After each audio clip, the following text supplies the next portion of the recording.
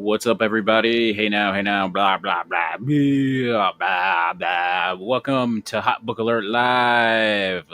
We bring you the latest and greatest in comic books and comic book sales. I'm your main man, Mercenaut, coming to you live. We're live. I can't believe we're live after 2 weeks laid off and laid up. I'm out of practice. I'm out of practice a little bit. I'm a little nervous. We're a little rusty, a little bit on the rusty side. It feels like I have to learn how to walk and talk again. You know what I'm saying? It's kind of We'll nerve figure it out, wracking. man. We'll figure it out as the night goes on. I'm scared. A real man admits when he's scared. Joining me is Mr. Longshort. How are What's you? up, man? How was your week in comics? Week was decent. I secured. I'm not going to get too much into the details, but I secured some OA today. That's going to take a while to get to me. That I'm pretty happy about. So we're really excited about that. So that was cool. I did a little bit of dollar bin digging here and there, a couple of eBay purchases here and there, but nothing crazy. Nothing crazy. The summer has been quiet. There's been fewer shows this summer.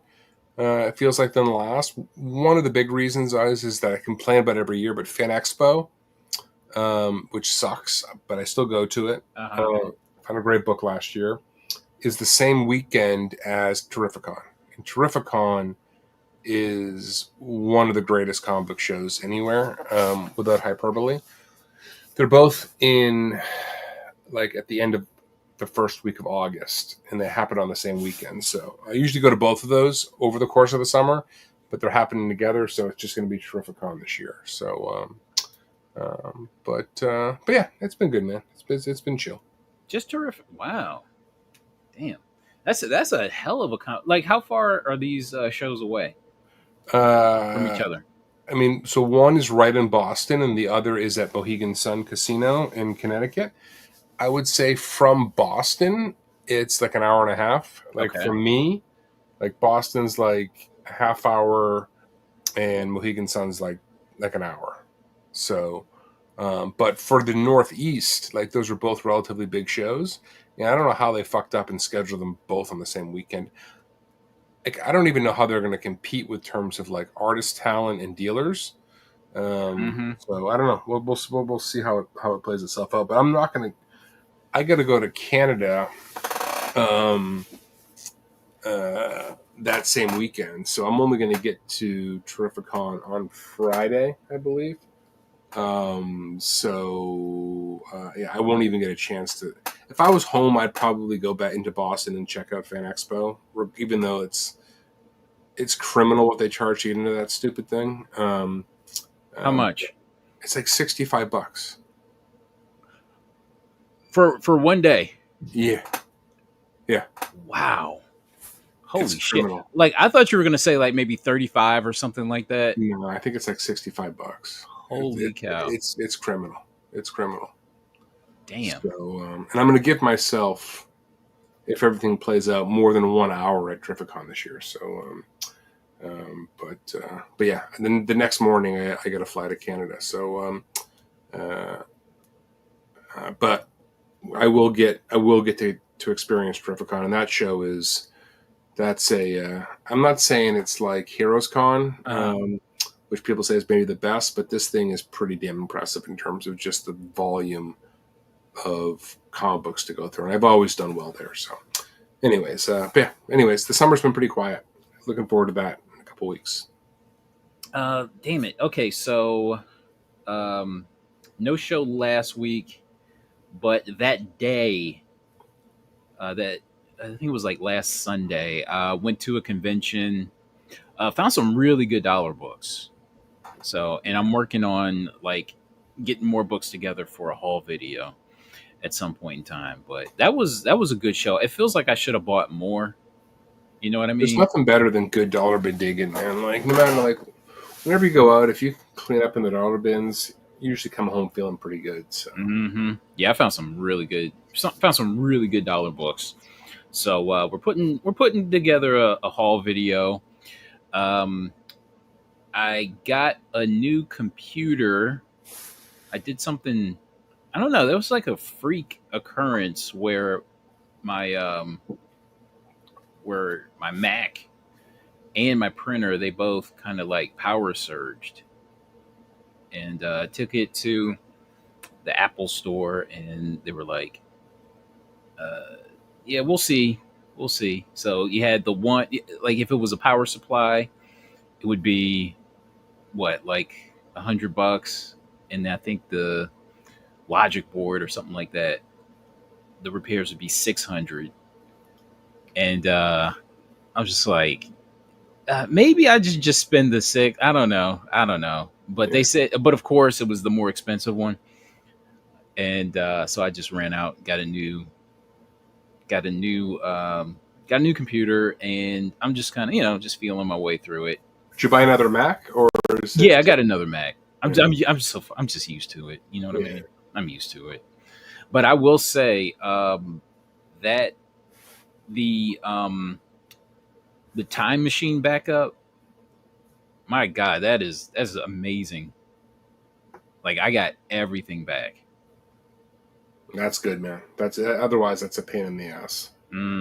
Yeah, because I wasn't sure because you kind of like plug the external hard drive in and you kind of forget about it. You know what I Yeah, mean? yeah. And they were like, "Is your computer backed up?" And I'm like, "I don't know. I don't know. Who knows? You tell me. I'm here to talk to you guys. Well, You we'll tell see. We'll see. We'll see." And so I got the little Mac Mini, which is supposedly more powerful than my old Mac, but so I plug the hard drive in, pop in Time Machine, and just everything is just like almost pretty much to where it was. So Very hallelujah to nice. that. Yeah. And but as far as me buying any comic books like this week, no, no, not that I wasn't trying, but no, no. It was basically just work and groceries. That was it. That was literally it. So I kept it low key. Some weeks are better than others, man, when it comes to this game. So That's for sure. No lies told there. Okay, so what the hell else? What else? What else? I think I might be keeping it low key just because there's a big 1 day show coming up in August, like first week in August, NeoCon. So that should be pretty good. So I guess where is that? What city is that in? it's here in Cleveland. Okay. Um, but I think yeah, Dino should be coming up or coming down for this show. So and like it's pretty big, and it's on AstroTurf, so everybody's feet feels good afterwards. You know what I mean?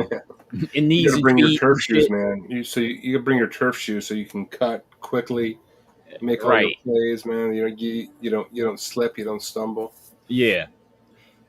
But yeah, it's I guess I'm just kind of maybe saving money or not. I don't know, but I just spent a grip. You know what I mean? So it's like, what am I Yeah, talking it about doesn't spending change money? much, man. What am I talking about?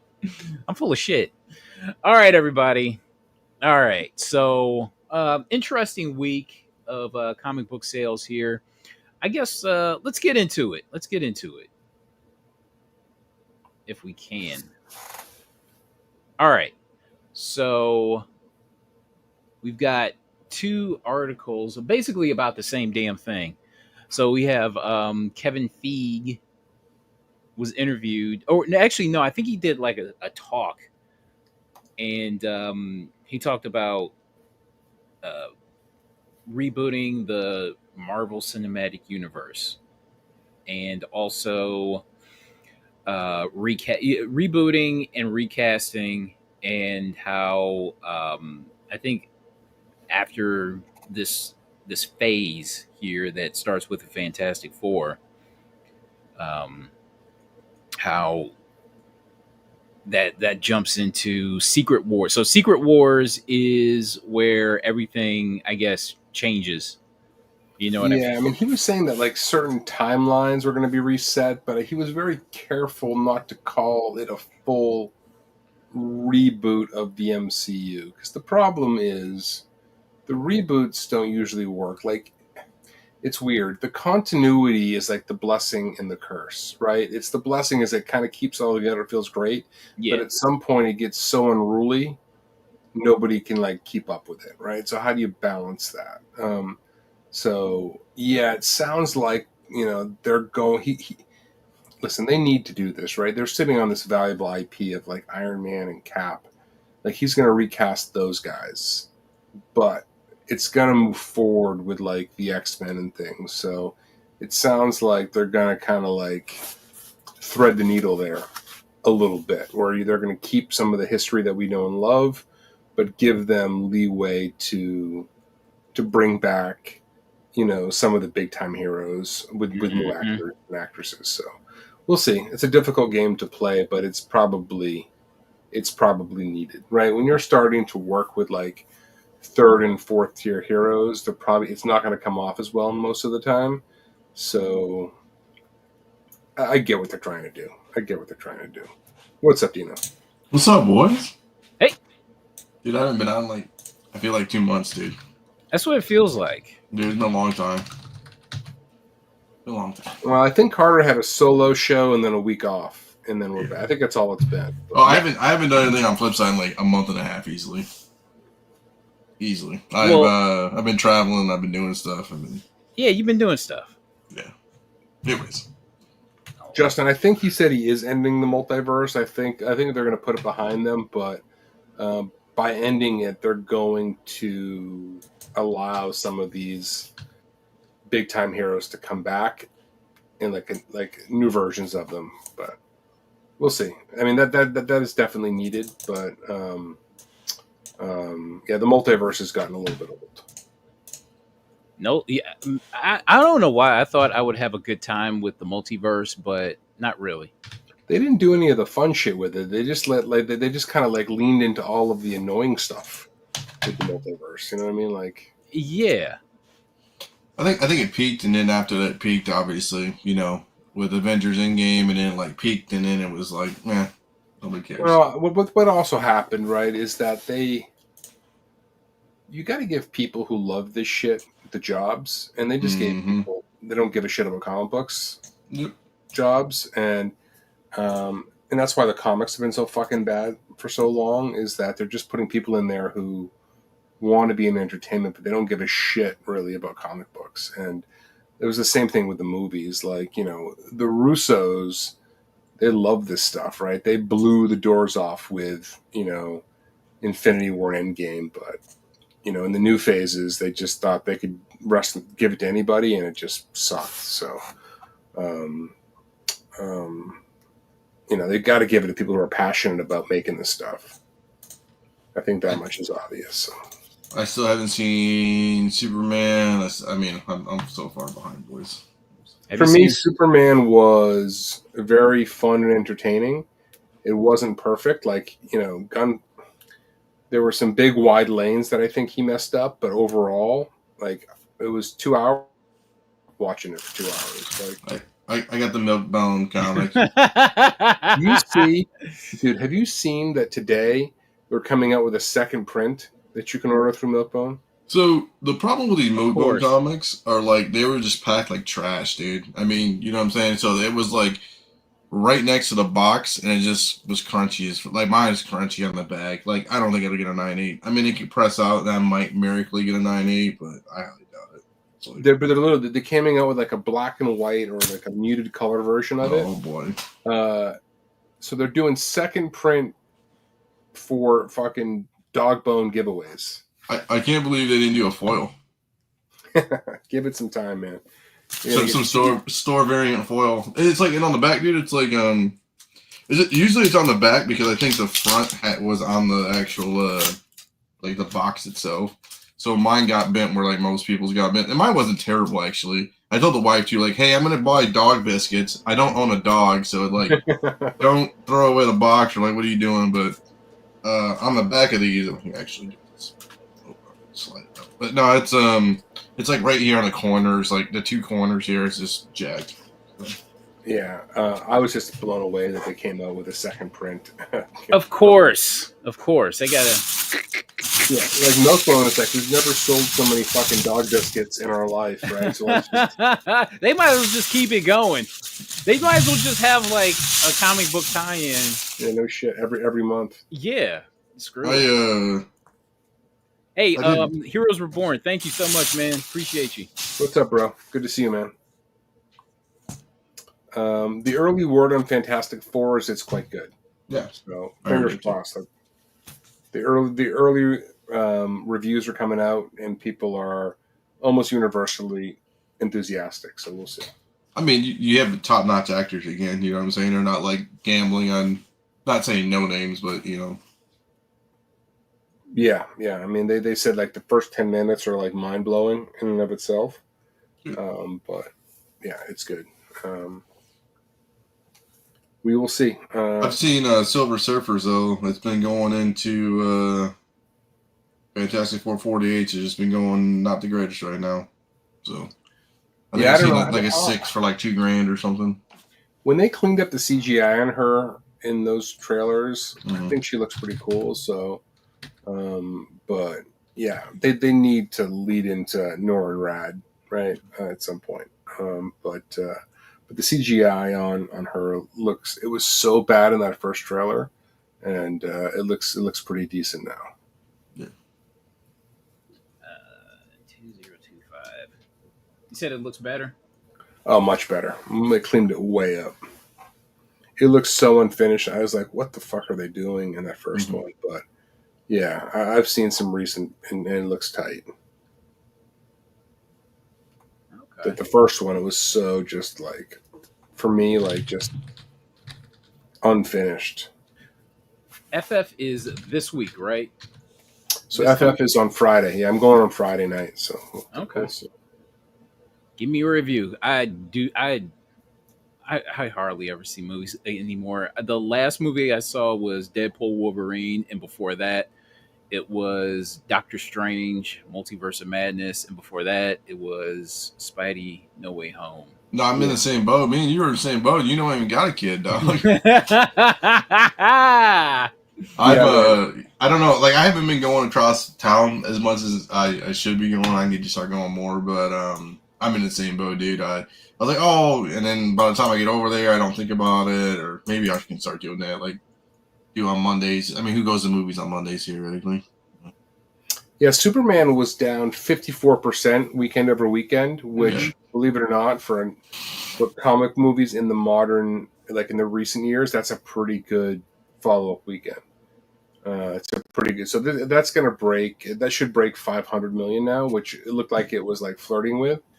So that should comfortably break 500 million, which is great. I mean, you got to remember back in the day too, like our generation, right? Going to the movies in the summertime was like the thing to do, right? I mean, it was an event, you know? Yeah. Now it's with streaming. Nobody cares. It's like I got to go somewhere. I can't just stream it immediately, kind of thing.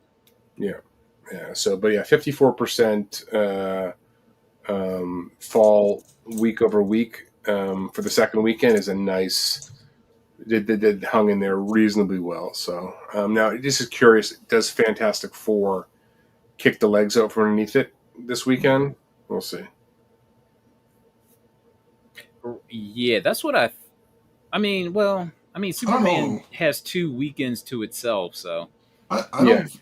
I guess I do. I guess you guys know more than I do because I'm really not in the stores and doing a lot of crap. But have you guys heard were people pumped about Superman or people pumped about Fantastic Four? Like like Avengers. People were like back in the day, like Avengers Endgame was like, dude, we're going this weekend. Like everybody and their mother was going. It's nothing like that, dude. When I went to Endgame, there was a line around the movie theater, like those buildings are huge. Like, and it's like, and like 10 theater or 10 theaters inside the movie theater were showing Endgame all at the same time, right? I mean, they just took over. Chaos trying to get into those movies back then. So nothing at that level.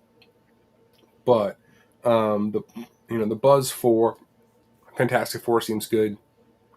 People were pretty polarized about Superman. People loved it or hated it. Like, I don't think it was like that serious. Like, I thought it was like a B to a B minus. Like, it was enjoyable. Like, they could have done some things better, but like, I had fun watching it. Like, I had nothing bad really to say about it. Could they tighten some things up? Sure, but overall, it was fun.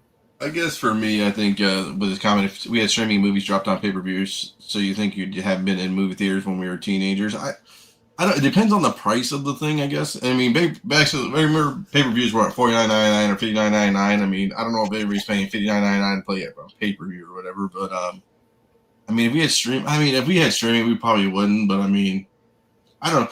I don't know if I guess the thing is, I don't know if our parents would be in. You know what I'm saying? Like, I mean, we all had cables, and I guess us urban kids had cheater boxes and stuff. But I mean, at the end of the day, you know what I'm saying? I mean, like, I don't know if the old parents, how my parents can't even, at the end of the day, they don't like technology nowadays. You know what I'm saying? They don't even have streaming stuff now. So I think the issue with the movie business right now is that it's twofold. The movies hit streaming too soon, and our home theaters are pretty fucking good. Like, you can have a big flat screen TV. You got chairs now. You can do all this stuff. Yeah. Right. And I think it's kind of what like video gaming did to the arcades, right? Your Xbox is better than what's going on at the arcades these days. Like, once your home experience trumps what you can get from going out, then you're going to be less inclined to do it. And I think and then they have premium upgrades now on the seats. Like, oh, if you want like the like when you go to Fast and Furious, you can get like the oscillating seats and like the boom and the vibration and like it's like for $5 more you can have all that stuff. Or like you want the seat that reclines and like the big like couchy style sofa thing. And you're like, oh, it's fine. So I don't know. I mean, do you just replace them all? That's become pretty standard around here. Like but the problem is those things have gotten so grimy that like people spill the drink. Like, it's not even. It's not even that good anymore. You're like, ugh, this thing's fucking gross. Yeah. Is the problem. I kind of honestly wish they would go back to like Alamo Draft House style, where you can just. I mean, I know you can have beers at my local theater down the street, but like have like a real like bar scene with movies in it. You know what I'm saying? Yeah. I mean, I know that's an old thing in itself because people get loud and obnoxious. Yeah, I don't know, man. Yeah, I just feel like movies are not going to go back. Like Tarantino said, 2019 was the last year of Hollywood. Yeah. And I think there's a little bit of truth to that. Like, you know what I want to kind of see more of is they used to have one here, but down in Texas they have like a lot of drive-throughs or drive-in movie theaters. Oh yeah, the old school ones. Yeah, the old school ones, man. And it's like $10 and you watch 2 movies or whatever, or $20 a car or whatever it is, or $40 a car, and you're there for 4 hours or whatever. I used to love that shit when I was a kid, man. The old drive-ins. So I grew up, my grandparents, where they lived, I could never hear what was going on, but I went to their front porch and you could see a full drive-in screen. Nice. So I'd sit out there and just watch these movies in silence from my grandparents. Nice. And like late at night, they'd play like the R-rated ones, and like I'd just sit there and watch. You know how the '80s R-rated movies. Oh, yeah. Awesome. The only movies I ever saw at the drive-in was my parents took me to see Who Framed Roger Rabbit. Oh yeah, man, and I could have swore I went to go see Bad Boys 2 at a drive-in. So there's Bad Boys 2. Wow. Yeah. So right now, so check this out. So the one I saw that's still in business out there in Texas, it's $20 per vehicle, right? Or $10 on Tuesdays. So right now, July 18th to 24th, they're playing Superman and F1 back to back. Nice. It's a good little night. That's not terrible, And I mean, you get there at 8:45. That's a 2-hour movie, and then they have 10:55, so you're out of there by 1 a.m. on a back to back kind of thing. Not terrible. Mad at that. And they have a little concession stand there and stuff too, where you can go get stuff. Interesting. I don't even know if there's drive-ins around me. Probably not. I can't. Yeah. I can't think of any. Yeah, I don't know. Okay, so we talked about these. So, any takeaways? Any spec is there any spec that comes to mind when it comes to these articles here? No, I mean, I would say that maybe if they're going to start bringing back characters that were big that have been removed, then some of the spec that has come and gone potentially could come back. Potentially, but hard to take anything away. Like that game seems to. It's just not what it was years ago. Obviously, we'll see. But I mean, I feel like if you don't list it, like I guess back in the day it was like when you announcing casting. I guess if you don't list it like this weekend, it's like worthless. You know what I'm saying? Not like big keys, but fringe keys, I'll call them. Yeah. I mean, unless you're buying stuff for like $1 and like, oh, now it's $100 or something. I mean, back in the day, like if we're going to dollar boxes and buying just random stuff to spec on, I mean, if you buy it for $1, you're always going to win, I guess. But I mean, yeah, if you buy it cheap enough, you'll do all right. But it's hard. It's hard to know. I mean, hopefully that all comes back where people get excited again. Dude, I've been pricing books for this stupid show in September. Holy crap! Hey, how many long boxes that I got? That you were pricing so far? I did like 3 or 4 boxes, I think, and they're raws. They weren't like graded boxes. So, dude, I went through them, and like most of the prices haven't changed. But I mean, it's like I didn't do like dollar books and those because I got a whole bunch of dollar books. But I put like $5 on anything, and like if somebody just gives me like money for them, I'll just probably give them away. You know what I'm saying? Like, I'm like, man, this hasn't sold. This hasn't. I mean, I don't care. We'll see. I mean, I still got. So my thing too is, I guess I got twofold. So I got to touch them twice, which kind of sucks. So I got to go through my books and price them, and then I got to alphabetize each box, and then I think I'm just alphabetize my whole collection A to Z. You know what I'm saying? So nobody's like got to go through A, B, C in one box, and then A, B, C in another box. You know what I'm saying? So I got to do it like double fold here, but once I get the boxes all counted and then organizing the box will take nothing, but it's like just counting and then taking all the A's and shuffling them. You know what I'm saying? So because I know what Paul's gonna do. Paul's gonna alphabetize everything, and he's gonna look really nice, and then people are going to my shit show of boxes and be like, dude, I'm not even gonna look. Dude, the shit shows are what I run right too, man. I just want the random next book. I don't want to know that it's another A book. I'm hoping to find something. Yeah, I don't know, dude. So me and Paul went to Toledo, but like years and years ago, and like his was like he had like dividers in all his boxes. He had like a pro setup, and mine was just like thrown together. People were like, I don't even want to look through here, and just walked away. I'm like, okay. So when I first set up Pittsburgh Comic-Con years ago, like I had my setup of like $3 books, stuff like that. Yeah. And like all my stuff was not bagged, not boarded, or anything like that. And George comes up, looks through, he's like, "This is janky." And it was. mine's usually janky too. But I mean, at the end of the day, I'm gonna put signs on mine, just like A, B, C, whatever. So I'll try to make it somewhat, because Paul's like all about that, like organization. Like it'll be all numbered, and like he'll have signs and all this crap. And I gotta make dollar box signs. I gotta make some stuff, but I'll just staple them on the boxes. I don't even care. Or tape them on the boxes. I don't even care. Hell yeah.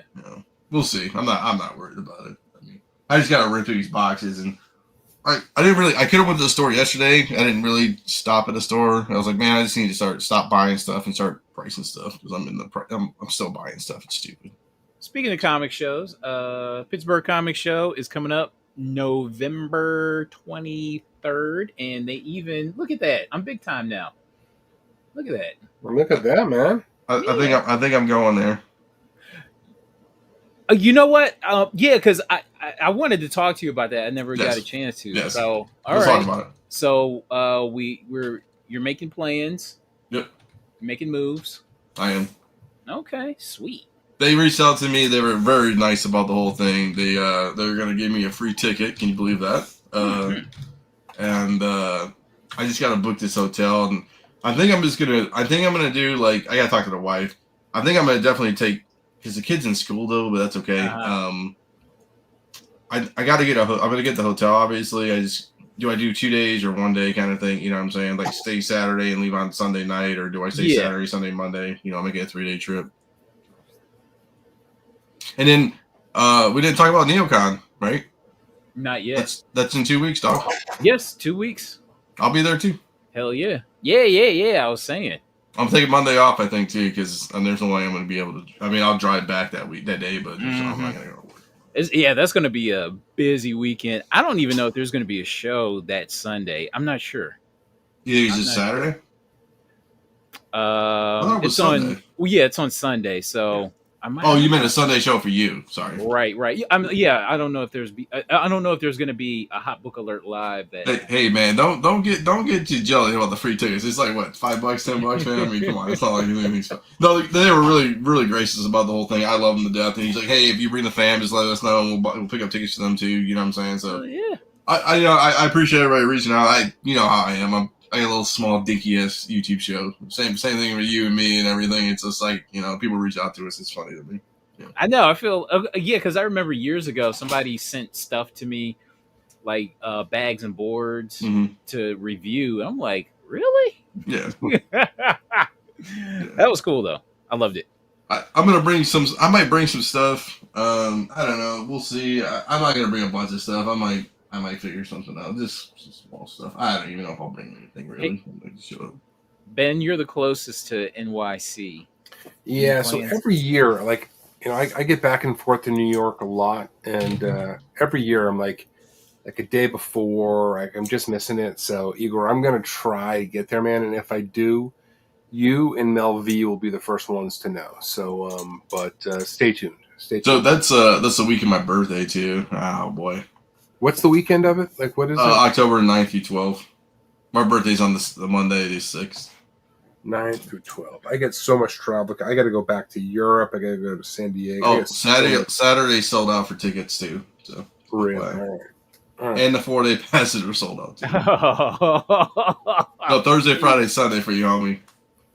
Man, the comic book industry, it's not dying, man. Everybody says it's dead, but man, these shows, man. You know what? I'd love to go to New York Comic Con, I guess. I'm not saying I don't do great in big crowds. It's New York City, man. It's like, it feels Terrificon, man. That is the show, man. That is the show you guys got to come out to sometime. I do plan on it sometime in the future. That's August 8th through 10th. So we'll have to skip like I'll be at the beginning. In my city? At the beginning of August. Of Detroit? I hope that's what he's asking me. If you're in Cleveland at the beginning of August, come on through. We'll see. I don't know, dude. Yeah, I don't know. I mean, it's cool. It's just, I don't know, man. I don't know. I'm trying. I mean, dude, I just came back from Chicago on Thursday. I literally, here you go, boys. My flight left at 7, so I got out of the airport at like 5, and then I got home at, my flight left at like 8 o'clock or something, so I got home at like 10:30, 11 or something. So a family reunion in Detroit. Yo, dog. Okay, so there's a couple spots. Outside the city, I would say Big Ben's Comics. They got good stuff there. I mean, it's massive. I would do that. I would try to go to it's in like Clawson, which is kind of a drive, but Warp 9 is really good too. I don't know. I mean, Vault of Midnight's meh. You're not gonna find anything. Everything's kind of been picked over. But Big Ben's Comic Oasis, if you're in the Detroit area, kind of, that's not that far of a drive where you actually could make it pretty decently. Actually, if you're in the Detroit area, you really should just go see Dennis at Mall Monroe, and he'll probably take you in the back, and you can see a bunch of stuff too, man. He's got tons of crap. So, all right. All the good family reunions are down south. That's true. That's true. I mean, oh man, I'm trying to get invited to barbecue. Everybody knows that, man. All right, let's get into some sales. Okay. No, hey! Before we talk about that, now if I come to a barbecue, is a white person got to bring the potato salad, man? Is that the deal? What's a white person side at a barbecue? Just bring beer. Okay. Water. Bunch of water. Just bring a case of water or beer, either or. Yeah, so Ann Arbor, Ipsy, Livonia. Yeah, you can go to Warp 9. I would say I would say Vault of Midnight, I guess, in Ann Arbor. It's not going to be the greatest. A to Z cards and comics are meh. It's okay. Livonia has I don't know. I would just kind of hedge the bet and go to Big Ben's and just be done with it. But that's in Lincoln Park, but it'll be fine. All right. Okay, so what are we starting with? Black Panther, Campbell sketch, partial sketch variant. This was a tough book to find back in the day. Mm-hmm. What was this? Anybody remember what this thing was going for back in the? It hit $5,000, didn't it? Easy. I thought so too. Yikes! Yeah. Oh well, this 9.8 sold for, let's just say, 1,300. Not too much to say about it, but yikes! Okay. Sure, everybody was all hopped up in her for a while, man. Like her stuff. I remember I sold a beat to shit newsie of her first appearance for like $350. Like literally beat to shit. Dude, I sold my newsstands of that Black Panther newsstand. It was like I think I still have. No, I think I sold it, but I think I have one still newsstand. $2 to $3 easy, yeah. Maybe up to 5. You know what? I believe so. All right, next. Look it up. Hold on. Okay. It was Black Panther. It's number 1, right? Right. Yeah. All right, I'll tell you. Hold on, give me 1 second. I think that thing hit $5,000, but I think it did too. It's probably during COVID, right? Yeah, oh yeah, the crazy times. Butt cake. Why?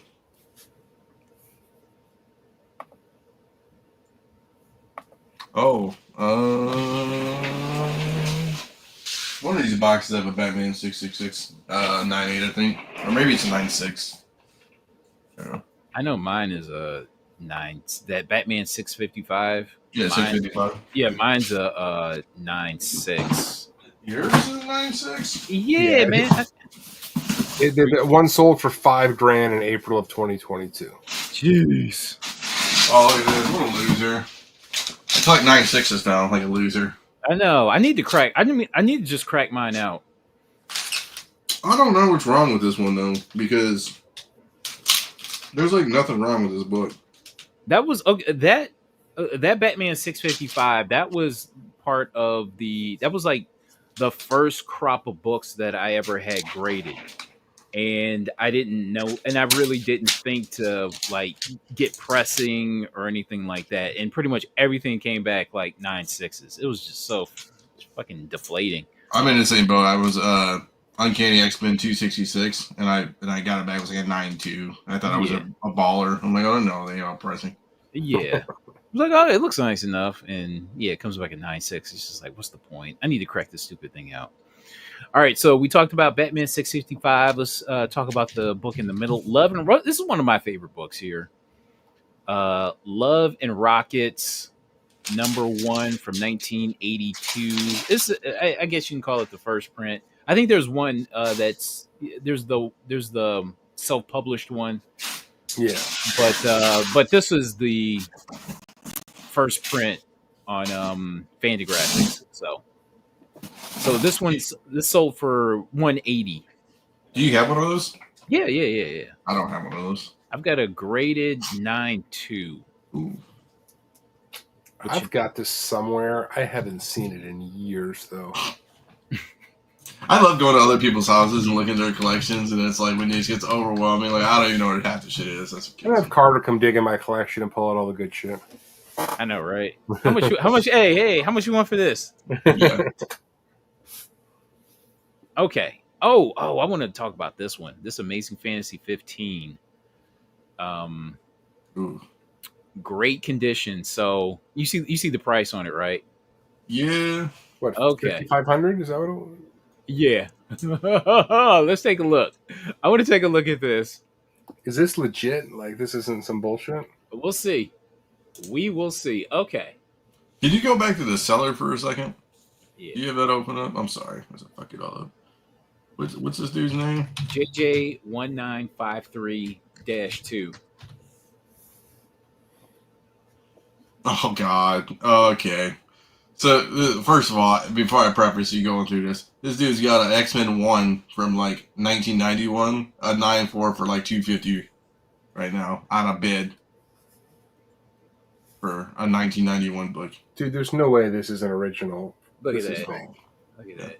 It looks so, yeah. This is a photocopy. Like, you got. I don't know who paid $5,500 for this, but they got fucking scammed. Dude, he sold an ASM 1 too for $3,000. This shit's all getting sent back, dude. Look at those pages. I mean, Oh, look at this. I think he covered himself. Look at that. Okay, so this is not graded. I'll read it if you can't read it. This book is not graded or professionally authenticated. I am not an expert and cannot confirm whether this is an original or reprint. All information provided is to the best of my knowledge. The item is sold as is with no guarantees of authenticity, rarity, or printing edition. Please refer to photos carefully. He covered himself. So this guy sold an Incredible Hulk 1 too for $10,000. No takebacks. No takebacks. Oh my god! is somebody buying this rolling the dice that maybe it's authentic? I mean, who the fuck is the author? I wouldn't tell you that. I'm surprised he's got a decent rating, honestly. Oh, okay. Look at that. So he previously sold it. Yeah. I could have. Okay, yeah. We took a look at this seller before. Yeah, this is all fake shit. Because I remember Top this seller, book. integrity and honest, fast shipping, great condition. My favorite is when they take the picture of the backing board on the back. Absolutely. Like the amount of times this happens is unbelievable that people put that picture up as though it fucking means anything. Yeah. That means at least the board's clean, dog. At least it's new board, man. Come on, dog. This dude's got a hell of a lot of good feedback.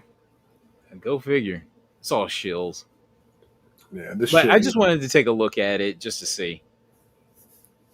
All right. Okay, so here's an interesting book here. So Supergirl, New 52. New 52, number 26. So this is a newsstand featuring Lobo on the cover. This is GQ Lobo, the new Lobo. Yeah, this is when they tried to well, dapper him up a little bit. I still don't know what this was about. This was like the new version Lobo for the New 52.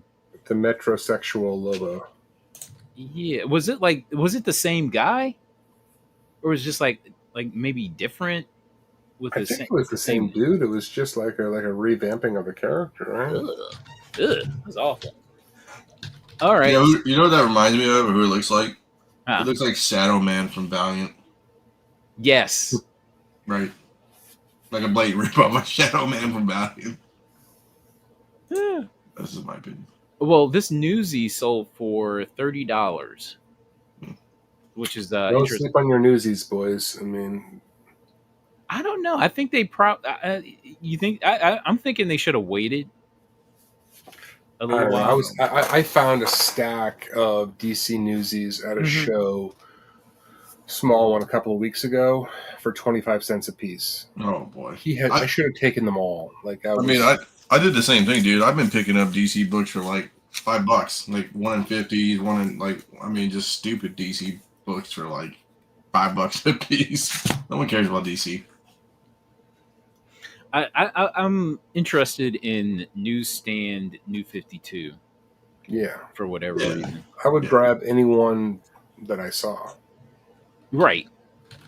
Yeah, you know what? I was at a show about a year ago, and this guy had a bunch of like Image and Valiant newsstands, which was interesting, for 25 cents a piece. And just like you, I should have bought them all.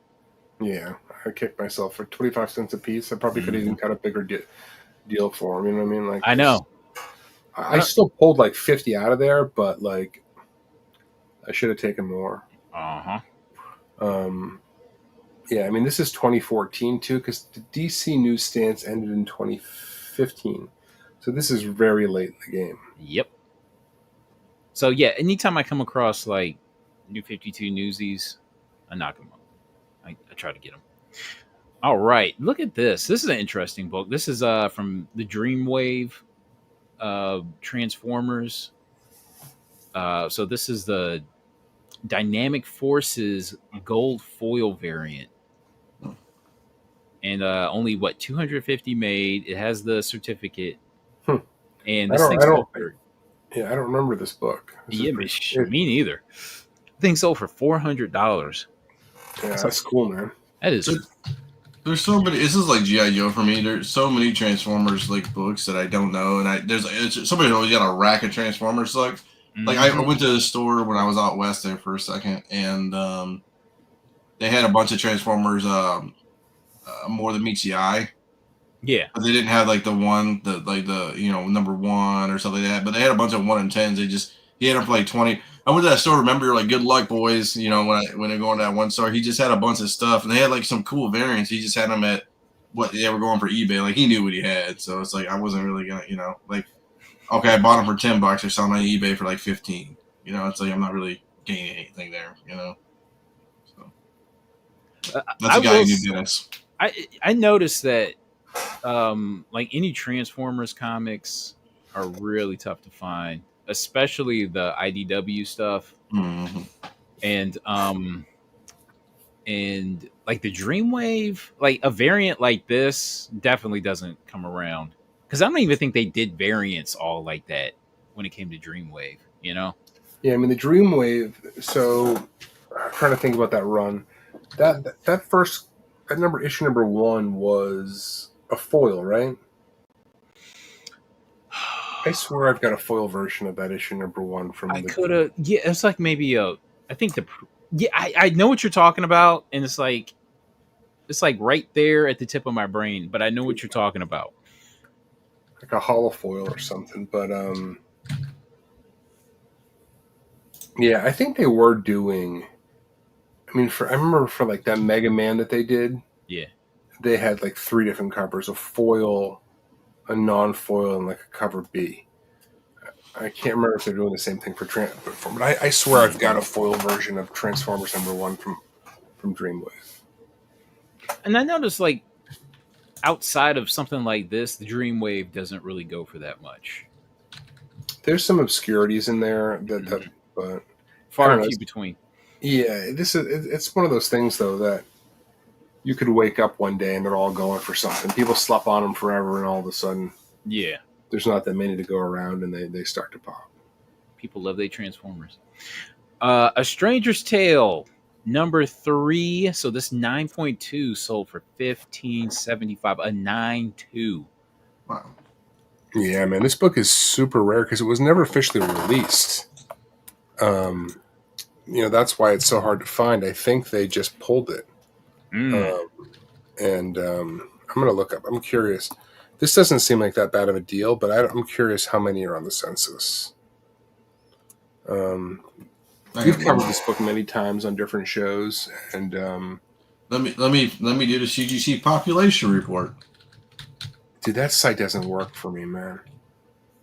CGC. The population. Yeah, I don't know why I can't get anything out of it.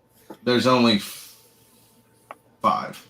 5, okay, yeah. There's 198 universal, and the rest are 94s, 92s, 90s, and 85s. This might be Hughes's rarest book. Oh. I will say it did get better, because when I did it on my phone, it was crappy. But doing it on here, I can just type in some stuff and it'll show up some stuff. But you can put like a Stranger's Tale and it'll like kind of like get you to the place you need to go. It's kind of nice. Were you telling me the story, Dino, of the dude who found this at a con just digging in a dollar box or something? Yeah, for $1. Yeah. That's crazy, man. Mm-hmm. Mm-hmm. I can't even imagine. All right, next up, photo variant, Black Widow number 1, CGC 9.8, sold for $900. No, man, this is the photo variant, man. It's funny. I found one of these at a con recently. For a very good price, raw. And I put it up on IG, like, somebody want to trade for this? Like, I can't get anybody to trade a book with me to save my life. I've thrown up so many of them, but I've got this in 9.8 as well. What are you looking for, buddy? The joke of this one is if the back of the cover was the reverse, would it sell for more? But the irony is the back of this cover is completely white. So if you wanted to have an artist do the drawing for you, they absolutely could. Hell yeah. Yeah, this is the photo variant. These have surfaced now, but years ago you could not find this book anywhere. They weren't even on eBay back in the day. I remember finding this years ago, for maybe $10. Hey, did you buy that Baker book I sent you? No. Yesterday? No, yesterday. Oh. I didn't pull the trigger on. I bought some OA, so okay. I'm about to get screamed at here once that book comes in. Oh, I thought you sent me a book. No, I sent. So it was a really cheap Baker. Ah. And I sent it to him, and Yeah, Bruce is the only one that's teased me with an offer. So he said he's working on something. So Bruce, I'm waiting to see it, buddy. Whenever you get around to it, let me know. Golden Age, Modern Age, as long as it's something good. All right, next up, Flash 100. Now this one, look at this. This DC Universe logo variant. I don't know if I have this book or not. I hope so. But so this thing, a VF copy sold for $1,125 after 28 bids.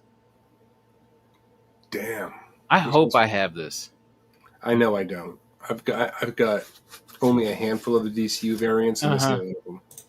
I think I have a long, like a half a long box worth of DCU variants. And half a long box? Holy shit! I'd be lucky to have a quarter of a short box. I think I've got 40 of them, maybe. Yeah, well, there was a time where anything DC Universe, I just bought it. If it was under $2, I just went ahead and bought it. I still do that now. I buy them all when I see them. I just never see them. Because according to Topher's little list here, the regular cover is super rare. Super, super, super. This cover is super, super, super rare. $1,200 would definitely say so. Yeah. All right. Next up is Batman 457. Yeah, this just sold today. The second print newsy.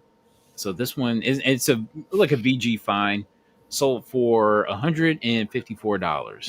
This is one of those books where I believe I'm going to find this thing in the wild one day. And shout out Big Leg. So Big Leg found this book way back in the day. And so he would go on My Comic Shop when they were $2. You know how on My Comic Shop for $1 or $2 books, they don't give you pictures. He would just clear it out every week or whatever. And then he finally got one he got one that they just listed as a regular, second printing or whatever. Yep. And he got it for $2. What did he sell it for? Do you have any idea? Oh, stupid money back in the day. Stupid money. I mean, $154 is. I mean, it's not the greatest condition, but I mean, that's still gettable. Mm-hmm. You know what I'm saying? That's low to me, to be honest with you. Even in that condition, it feels low. All right, Golden Age Superman. Not everybody's cup of tea here, but I think the sale is strong enough to talk about. So we had a 1.5 conserve grade Superman number 2. So this sold for $6,030. It's not bad, man. That's amazing. And this thing is beat. I don't even feel like looking at it, honestly. So it's interesting. So it's interesting. Got a conserve grade because it says leaf casting the cover, which is interesting. Yeah. Cover and interior reinforced and the cover married. Married. Wow. Mm-hmm. That's the more intriguing part. I guess the leaf casting is crazy too, but covered, married, and you still got to conserve somehow. Yeah. Okay. Just thoughts, I guess. I mean, $6,000. What a deal, man. I mean, it's number 2, man. I mean, it's still dope at the end of the day, Yeah. I mean, I'm not buying it, but I know, right? It's if you got $6,000 for that, you could buy something else. Yeah, I mean, I'm not dropping $6,000 on that personally, and I don't hate Superman like Dino does, but I'm still not dropping $6,000 on that. Yeah. I guess my thing too is I don't hate Superman the character. I just hate the resale value of Superman because it's No, who asked for? I mean, I guess it'd be different nowadays because the movie's coming out. But like for the last 10 years, nobody's has anybody ever come to a booth and said, "Hey, do you got any Superman comics?" Not lately. Not lately, dog. It's almost down there with Aquaman. So. All right. Batman 189 and 9.2 sold for 2,500. First modern age Scarecrow sold for 2,500. It's a cool looking book. It's that run where you had the first Poison Ivy. Is that around the time of Detective 359 as well? It's like in that little time period. Yeah. Like beautiful copy there. All right, next is, does anybody remember this book here? That's the Bar Mitzvah book, right? Yeah. So the Bradman Family Special Edition. This thing is I wonder how many copies they made of this. But somebody has a story of it out there. I forget how many they made. Yeah, it was made specifically for his bar mitzvah, right? Yeah. So some rich guy got a hold of DC Comics and told them to print up some comics with his friend. I think so. It was the bar mitzvah boy and his friend are on the cover. And and they printed however many. Oh, you know what? Here, private commission. We can look at it really quickly. Okay, so this comic was commissioned by English property tycoon Godfrey Bradman for somewhere around $18,000 back in the day to celebrate his son Daniel's 13th birthday. And it was given out to his friends to mark the occasion. The comic was written by David Levin and drawn by the legendary Kurt Swan, with inking by the Angelo Torres. Okay, and who kept the likeness of the Bradman family. Yeah, man, this book is. Somebody found him online. It was going to reach out and see if he had any more hanging around or something like that. I forget. Was it McClay? Somebody was talking about this book, and they searched him up, and they found. They believe they found him, and they're going to hit him up and see if he had any more. So the thing for me is like, so obviously this guy has a lot of money. Yada yada. Yeah. Forget all that stuff. I wonder if the kid was like a huge comic book collector or just like a one-off thing, or is Godfrey Bradman the biggest is he like a super insane comic book collector? Yeah, 13-year-old kid back in those days. Yeah. And they love comics. I would imagine he was a big Superman fan. I can't believe you haven't seen like, his collection or something like that, So somewhere, it's not clear how many copies were produced, and figures of anything between 25 and 250 have been suggested. 100 seems to be the number quoted as most widely received by the family, including one source from within DC Comics and also the previous owner of one of the comics who had been close to the Bradman family.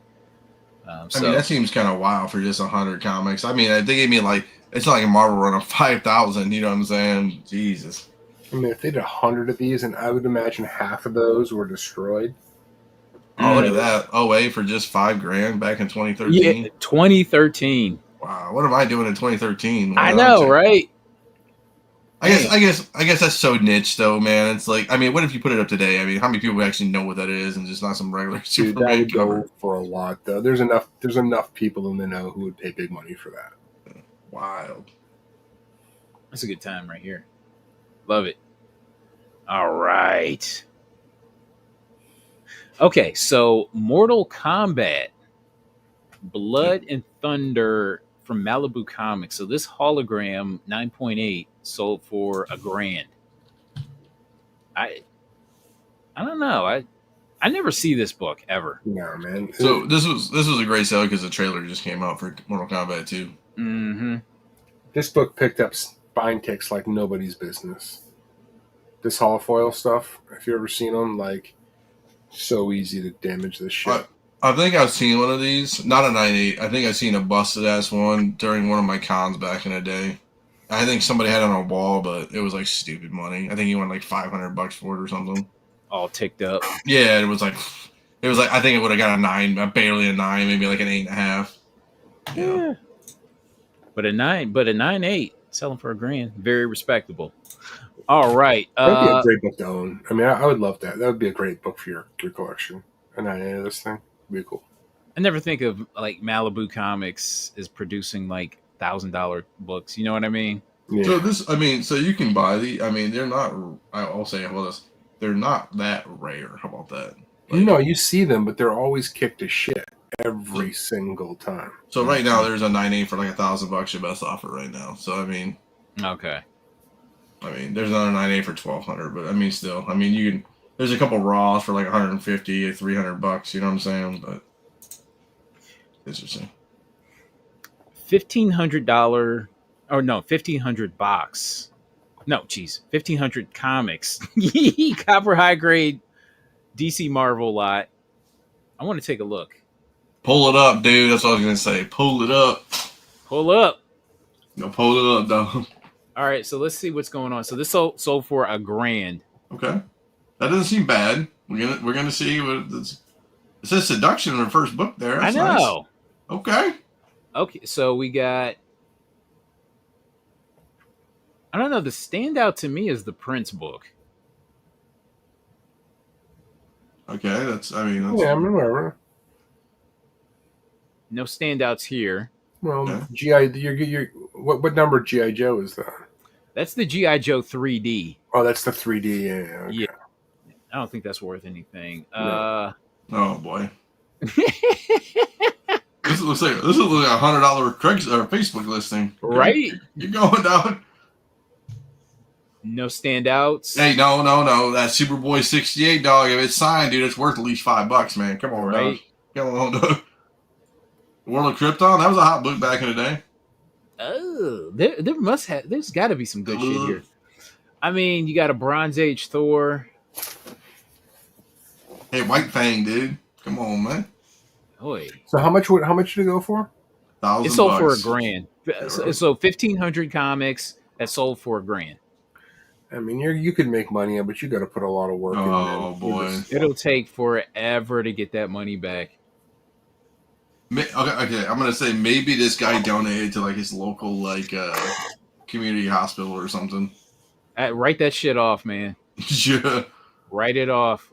I mean, not good. No buenos, bro. No standouts. Ooh. This Cap stuff, you can sell it for like God damn. Yeah, you can sell it for $2 or $3, but this is a lot of work. If you're a pro dealer, I guess if you're looking for just dollar box stock, I mean, yeah, I've seen cheaper ways of getting it. Right, yeah, exactly. Damn, that's it. Somebody took a chance.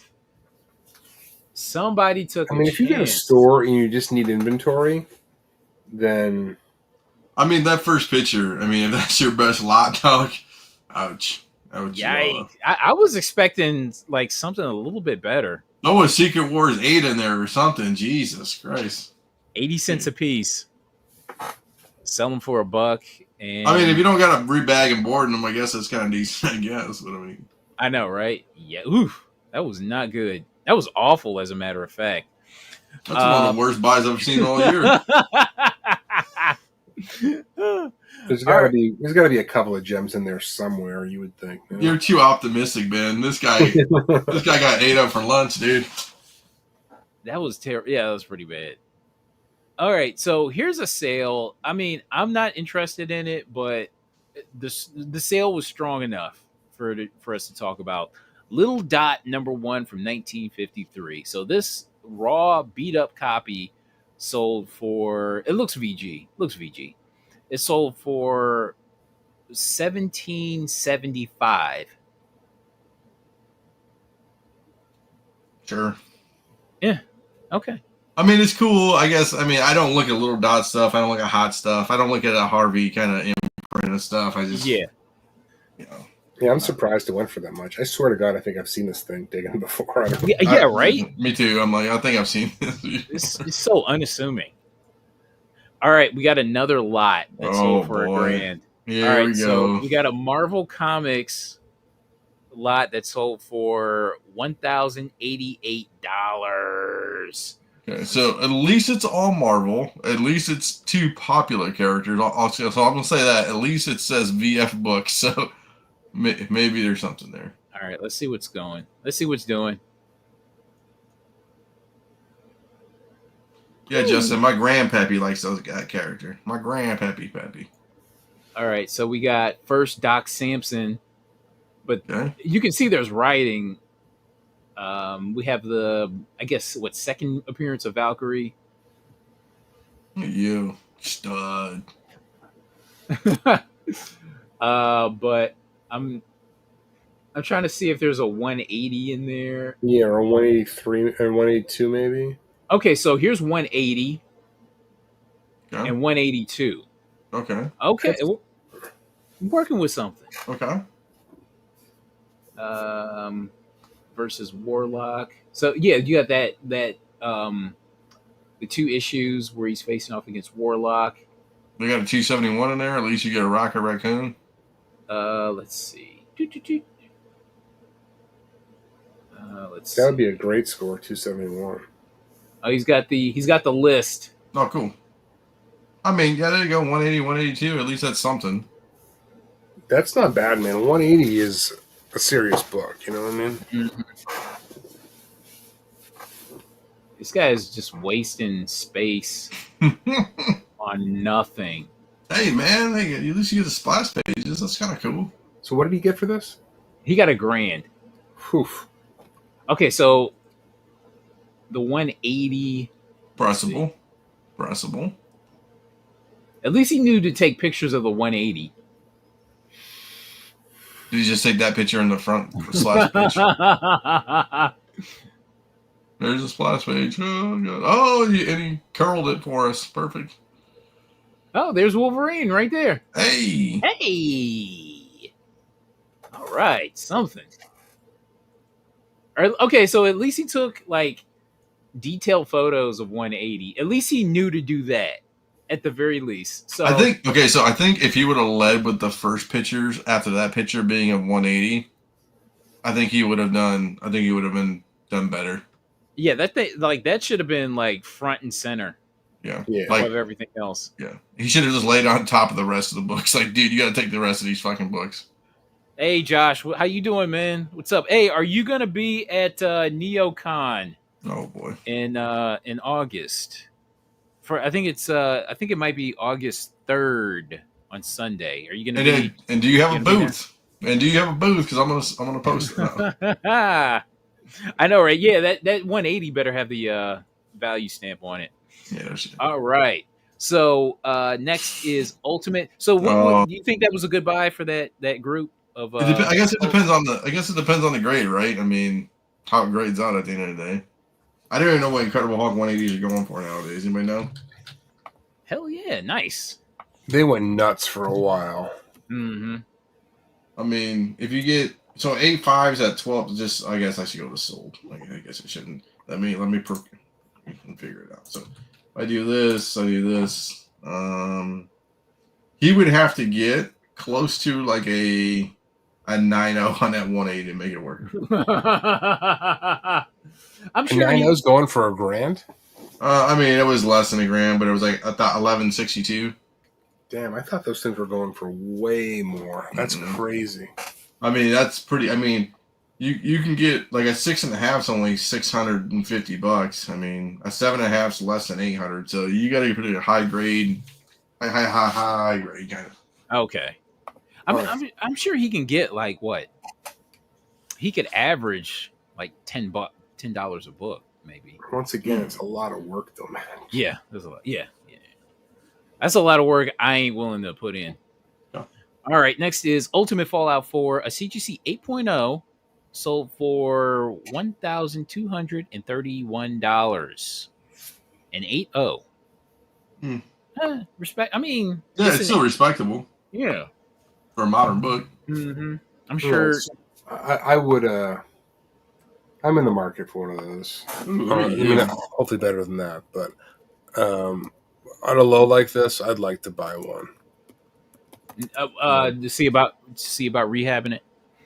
I mean, I don't know if I would fuck around with the 8.0. It's a lot of work, I think. Probably rehab that, but if I could get something in the mid 9s. Mm-hmm. Okay. I can't believe you're putting up my post right here. This. I bought this $8,000.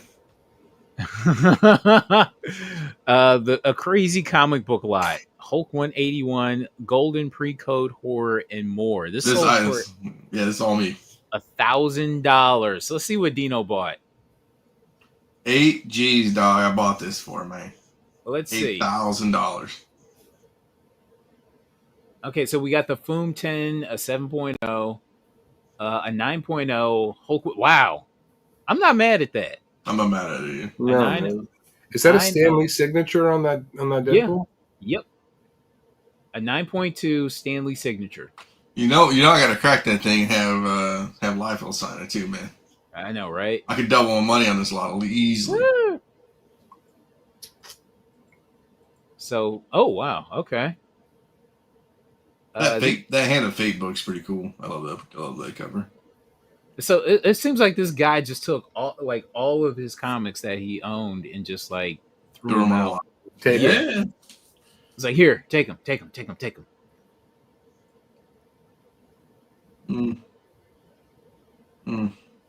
Yeah. If I didn't know any better, I'd swear this was the guy that got caught up at the Coldplay concert. Oh. He needed to raise some money for the divorce.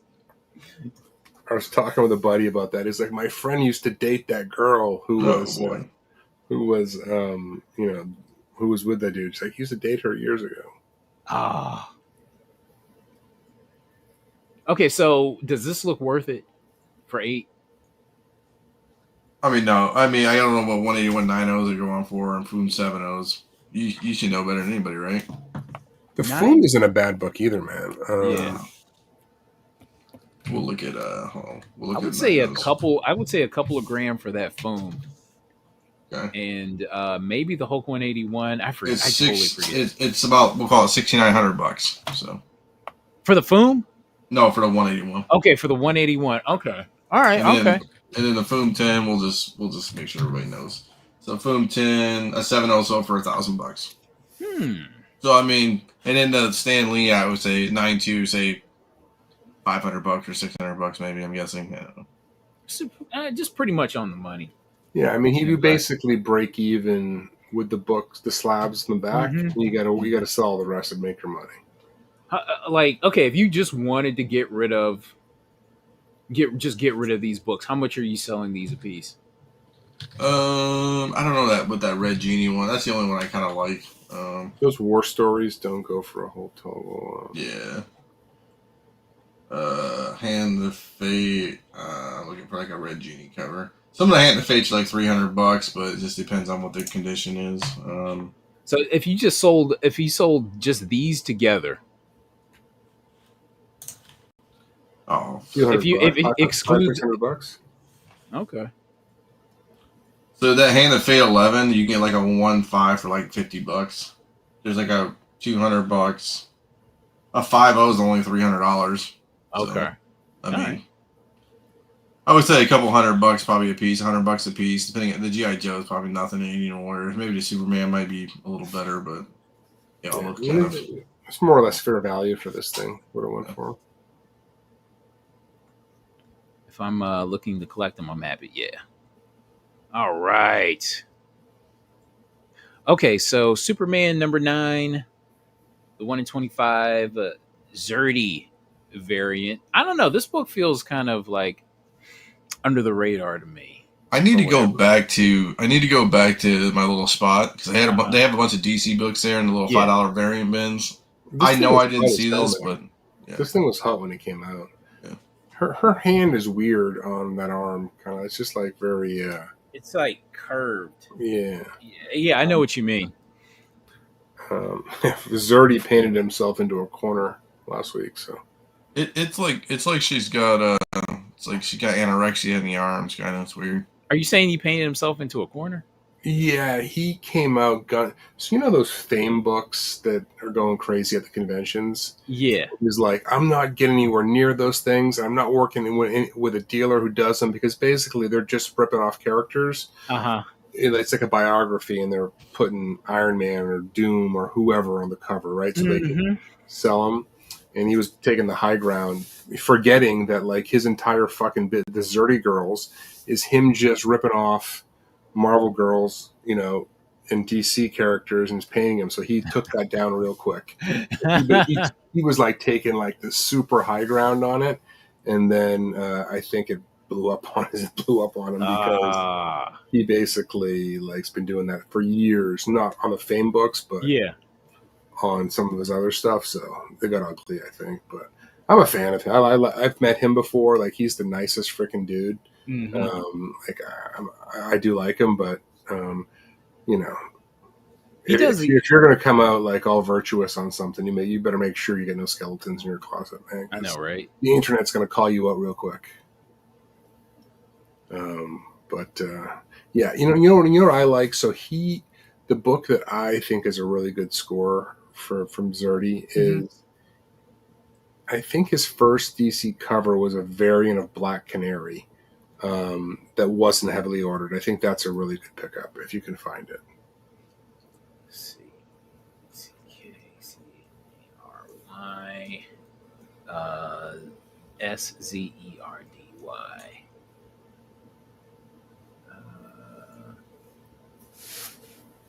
Let me see. Is it? She's sitting down having coffee or something. This one, like yeah. Yeah, I like that book a lot. I've been looking. I have that book actually. Yeah, that's a good looking book. That was his first major cover, if I'm not mistaken. Like top 2 covers. I have that with the Adam Hughes dropped the same day. The Mary Jane Black Cat was the same week that book dropped too. Yeah, I've been trying to pick up one of these. I just don't want to pay asking price for it, but I like it. Yeah, Zerdy does do the Akron Comic Con because he's local. Nice. Yeah, he was up in Rhode Island. I met him before. He is nice. He is super nice. But I mean, just saying, like, if you're going to take the moral high ground on something, you got to be damn sure. Like, what's up, Blue Green? How you doing, man?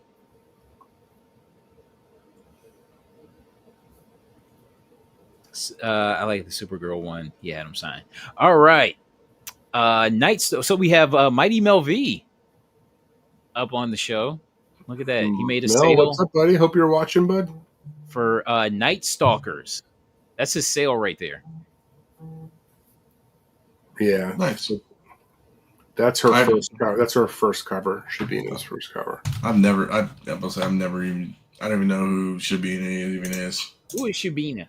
So she's doing a lot of covers for the Pin-Apocalypse books, the 1 in 25 that are blown up, amongst other things. But yeah, she's one of the hottest artists right now. Her, Suspiria, there's a few artists that are blowing up, but yeah, that's her first book, and I think that was like super short ordered, like less than 300 or something like that. Okay, so it says only 250 copies. 250, okay. Okay, all right. Next is What If Peter Parker Became Spider-Man. This is the IG Comic Store variant. We talked about this a while ago, but this book is starting to heat up even more so. So we've got a raw copy that's sold for $100, and let's just say $100. So this is the Joe Jusko variant. Yeah. Love this cover. Love it. I remember buying this when it was available. I mean, yeah, when it was first offered. And very happy I bought it. All right. Next is Incredible Hulk number 2, 1.8. CGC 1.8 sold for $1,080. I don't know. That seems respectable to me. Yeah, man. I mean, this book is right. It's the first Green Hulk, right? Mm-hmm. That's not a bad price. Yeah, I'm with that. I'm not mad at that. And next is a Tales to Astonish 13, first appearance of Groot. Of course, a CGC 5.0 sold for 30. This book is still going strong. Sold for 3,900. Still going strong. Yeah. I want to buy one for my wife, but I don't want to spend $3,900 on it. Yeah, this book, like I've had so many chances to buy this book when it was dirt cheap, and I just blew it all, blew them all. And then like it was like early 2013 was probably the last time that this was available at a decent price. You know what I mean? Mm-hmm. And then like shortly thereafter, it just like went crazy. It's funny. Other than like Captain America, right? Like Groot, his appearance is like the earliest of like all the Marvel characters. Yeah.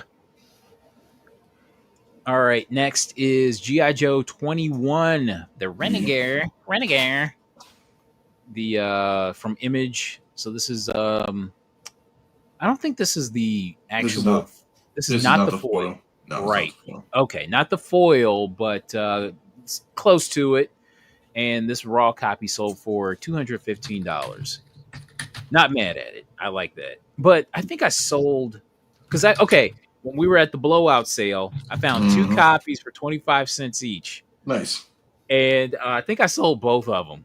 Yeah. But I found the foil version I think last year for like less than 100. So yeah, I found the foil variant once, and we got a 9.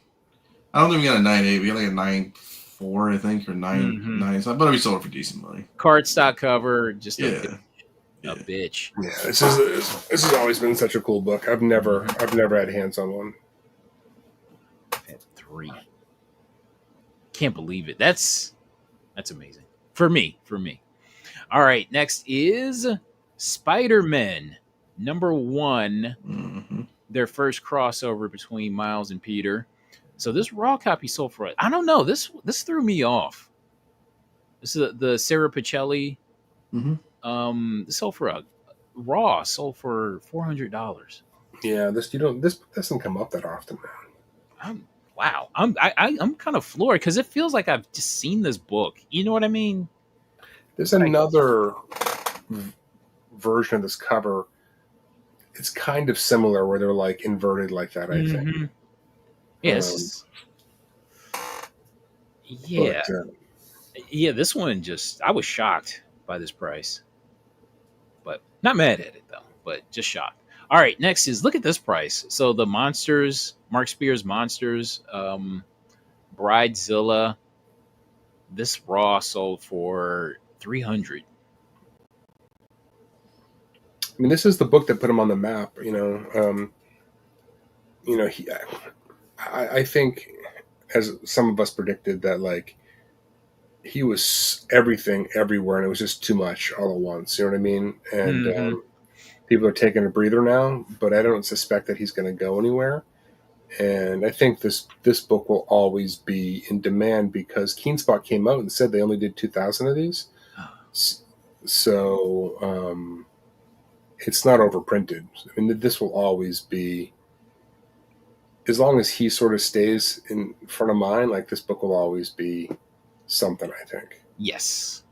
And people seem like they're hanging on to these. Like, you had a lot of flipping early on, but they're starting to settle into collections now.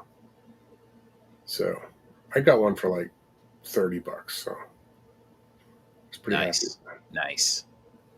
All right, Age of Code. This is a book that you've talked about on Long Story Short. Oh, man, I've always wanted this one. You don't have this one yet? I've looked for it. I've never seen it, man. Oh, wow. So Conan Age of Belit, #5, Jenny Fresen variant.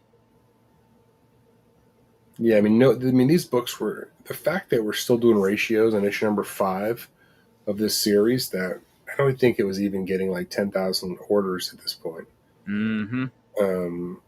Is amazing. But yeah, I'd love to get this book now.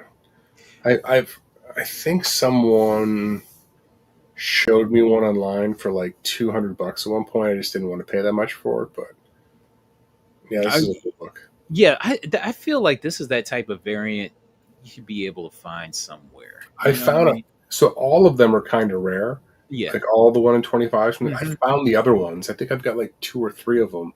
I just don't have this one. Ah, okay. All right. Next is a book that we talked about on Long Story Short uh, last Thursday. New Mutants number 15, 1 in 20 Art Adams variant featuring magic on the cover. When did this sell? Was this somebody breaking the rules on the shit? No, this sold on the 13th. Okay, I had it. All right. So it sold for like $90. It's a good looking book, man. Mm-hmm. I'm not mad at it. I get Art to do like a little Arthur to do a little sketch on it. It'd be sick. There's enough negative space. Yeah. For him to do something. Sick. And next we have look at this Malibu Sun number 13, and it's not the error variant either. And this thing sold for $400. You know what cracks me up about this book? So you remember when I sold Marvel's preview number 95 to 98? The death threat. People were hitting me up on eBay. How did you know what the price? Like, just wanted to kill me. Like, previews are not worth anything. And then I would always bring up this book. Well, that's a different situation. That's a different situation. No, it ain't. Oh, that's beautiful. Fucking people, man. Like, that's different. That nobody was saving those. I'm like, well, nobody was saving the previews either, man. I don't know what to tell you. I know, right? Yeah, nobody saved previews. Yeah. Like, people are just starting to do that now. You know what I mean? Just in case. God. I got accused. You're sitting on a case of those things. And you're gonna dump them on. I'm like, the only one I got, man. I don't know what to tell you. But yeah, this was always the book I would bring back up. Like, what about Malibu Sun 13? That's different. That's different. I love. You ever open one of those things? What? No. Which one? No, I'm just saying. I was joking with this guy. If you opened up a Malibu Sun, it's just a catalog for fucking. Yeah. I got a speaking of collections, somebody put up a collection, right? They want $400 for this collection, right? It's in Detroit, and he has a Batman 232 in there. And he only wants $400 for the whole lot. Is the 232 in good shape? What's that? Is it in a good shape? The 232? It's hard to see. It's hard to see. I mean, it looks like good shape from the 3/4 of the book I can see. You guys have fanned out, so I really can't see. Anything else? Nothing. I'm just gambling on that pretty much. And that's not even in a bag and board. Let's just put it that way. Oh, well, you never know. You never know. I like. Next is Crime Patrol 16 from 1950. This 2.0 sold for $1,600. It's a second Crypt Keeper. Okay, second Crypt Keeper. Okay. Hey, which one would you rather have for the money? The Crime Patrol 16 or let's see. Or the Ultimate Fallout 4 variant? For the money. I don't know. I like the Crime Patrol, but I can see the Ultimate Fallout having another run one day. Mm-hmm. I'm in the Ultimate Fallout 4 because I think I could bump it. And people say like that book is so common, but there's like 1,000 of all grades, I think, on the census. You compare that to like, AF-15. I know we're talking about like two different worlds, but it's nothing. So like, I really do want to get one of those 1 in 25. Those Jervik 1 in 25s. I do want to get my hands on one. Okay. But that Crime Patrol, I love that book. I really do. That was a good cover. We definitely have talked about that before. All right, 3 copies of Spectre number 54. Oh my god! And a 9/8. All 3 are 9/8, and the lot sold for $1,350. Dude, 9/8 right now going for like, oh my god, I understand he's in the movie, but come on, I mean. This is nuts, man. He was funny as hell in the movie too. Like, he was a good character. I mean, 9/8 for $600. It's just like, it's from '97, man. I mean, I'm not saying it's gonna be rare to find a 9/8, but man, like, even Raws are like $130 right now. Like, I guess Yes. I gotta. God damn it! I've got this book somewhere. I should sell it. I just don't even know where to begin looking for it at this point. This was one of my spec plays back in the day that I was telling people about. I remember. How many you got of these laying around, Carter? Oh, they're all gone. Okay. They are all gone.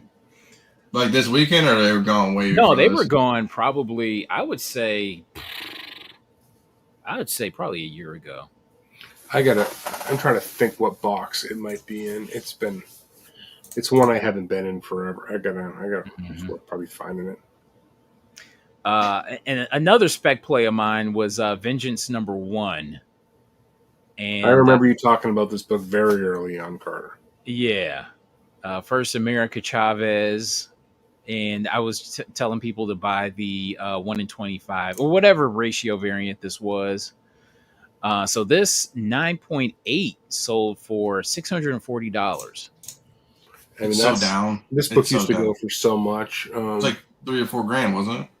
Yeah. I still have a 9.6 of this somewhere. I just like the cover. Like, let's just put the spec aside. Like, it's a cool looking cover, to be honest with you. But yeah, this is another one of those books that was not heavily ordered. Mm-hmm. This book was way under ordered. Yeah, I'm gonna hang on to mine. America Chavez will probably never do anything, but I just like the book. It's a good cover. And have you ever seen this Valiant sneak peek from 2007? I've never seen it in person. I am aware of the book, but I've never seen one like in the flesh. I'm not that aware of this because I was actively collecting Valiant like around 2006, like around this time. Talk about this on Long Story. I swear, I talked about this book somewhere. So I went to that store. This dude had a bunch of Valiant dollar boxes on the floor, and I didn't even waste my time looking through them.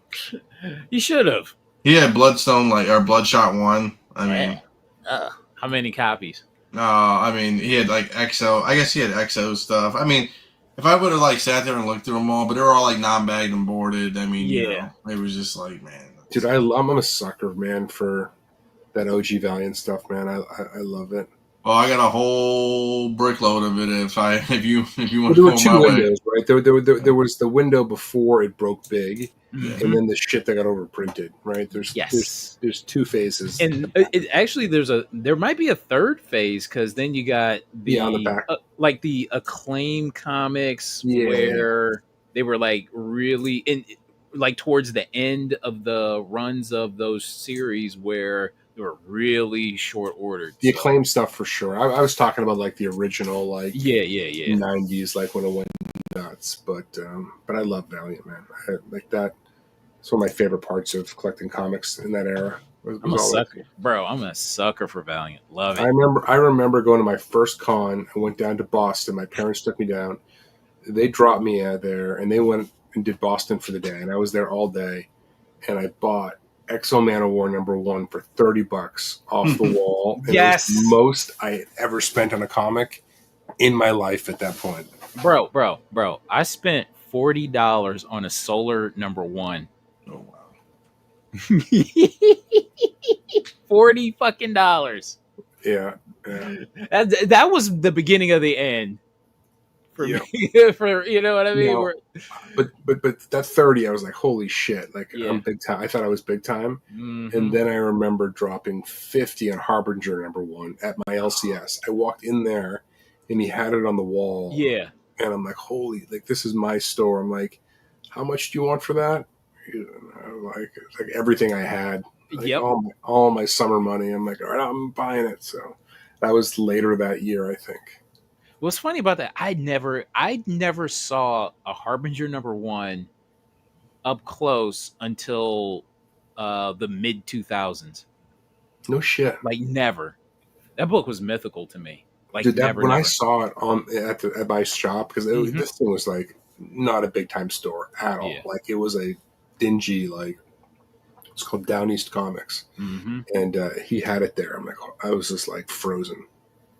I know. You know what? I probably would have spent that if at that time I would have spent $50 on a copy for sure. It had the coupon. It was complete. It was like the whole thing. And Mm-hmm. I remember those days. All right, next we're in the pulp hour. Okay, so Startling Stories, January 1950. So this raw copy sold for $200. it's a steal. That's a freaking steal. I love. They're one of my favorite pulps. This is like this is classic. I guess you can say. I guess because I really like the early stuff from like the 30s. You know what I mean? Like Mhm. 20s, 30s. Love that stuff. But this feels later. This feels later. Like 1950 to me is later. Yeah, this is definitely like but they did a famous Vampy homage to this cover as well. Yeah, I remember. Yeah. But I love this cover. So $200. I have that book. I have this book, and I have this one as well. Startling Stories. March 1950. That's a good year. So this 6.5 CGC 6.5 sold for $850. Wow. That's not bad. That's amazing, man. Here's the thing: both Startling Stories, right? 850. Yeah, I mean, I'm not saying they're equivalent grades, but from the same year. And I love the witch one. Like we've talked about this before, Carterman. I love that book. Yep. But like this is a very famous robot cover. Like somebody made off like a bandit with that. Unless this thing is like shredded on the back or something. Somebody did really well with that robot cover. The witch one, there's a 3.5 on my comic shop for like $300, and then there's a really messed up one for like $36. So, I can't imagine the print runs between whatever March and whatever January were that different. Right. No. All right. Next is Dime Mystery Magazine, July 1943. I like this cover just because it sold for $91, and you can see we have the skeleton hands choking a woman in water, about to be drowned. Mm-hmm. There's intent. There's intent. $91, man. Not a bad deal. I'd buy it for $91. Mm-hmm. Yeah. If I saw this at a convention or something like that, which I never see, I never see pulps at conventions, but if I saw this, I'd be on it. I love this cover. Great cover, especially for the 40s. All right. What's next? Daring Detective. 1938. Hooded Sex Killer. Hooded Sex. I don't know. This feels like this should be going for way more. This should be going for like at least 500 just off a general principle. So this sold for $102 after two bids. From 1938, right? Yeah, this is like right before Action Comics #1. It's like a couple months before Action Comics #1. So to me, this is still like platinum age. For $100, I would have been all there buying this thing. Yes. I think somebody really made off with this one. Look at that. I dig this. KKK Shadows cover. Yes. But yeah, okay. Next is Exciting Mystery. #1 from 1942. Do I have that one? I just wanted to get it closer on it really quickly if I do have it. I don't think so. No. Okay, here we go. I just want to take a look at it. There's something about this cover that I dug.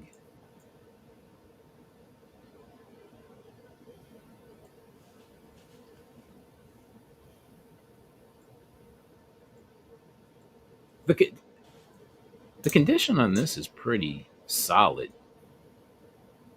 What do you think? It's not bad at all, man. Not bad at all. I'm with this. I really like this. All right, so that was 160, and we have a Breezy Stories from 1936. So this sold for $190. That's not even the book to buy. From the Breezy run? Yeah, Yeah, there's so- a lot of them. There's one that sold that same day that hasn't been around for like 6 years. And one of my boys was looking for one. It sold for $112. He couldn't. Once the email came through, he couldn't snipe it fast enough and got Was it 6 years. Was it the jack-o'-lantern cover? Mm-hmm.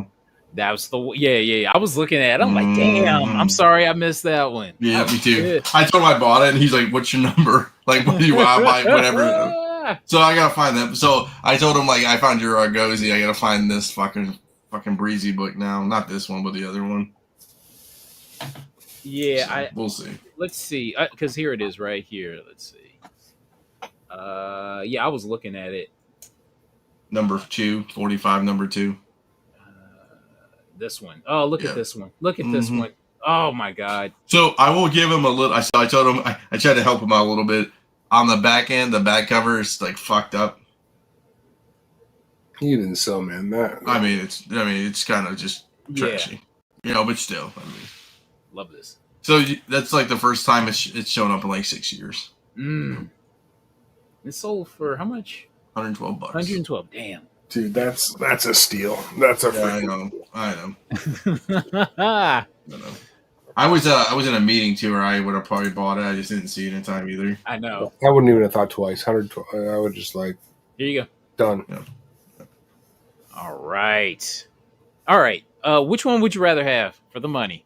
So this Spectre 54 and a 9.8, or West Coast Avengers number 7 and a 9.8. Both of them sold for roughly $500. It's Jeff, and it's not even close. I mean, Jeff has a real, legit fan base. People aren't specking on the character.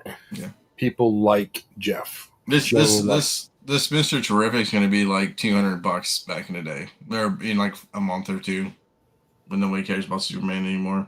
And there were 14,000 ordered roughly of this West Coast Avengers, so it was not a heavily printed Marvel book by modern standards.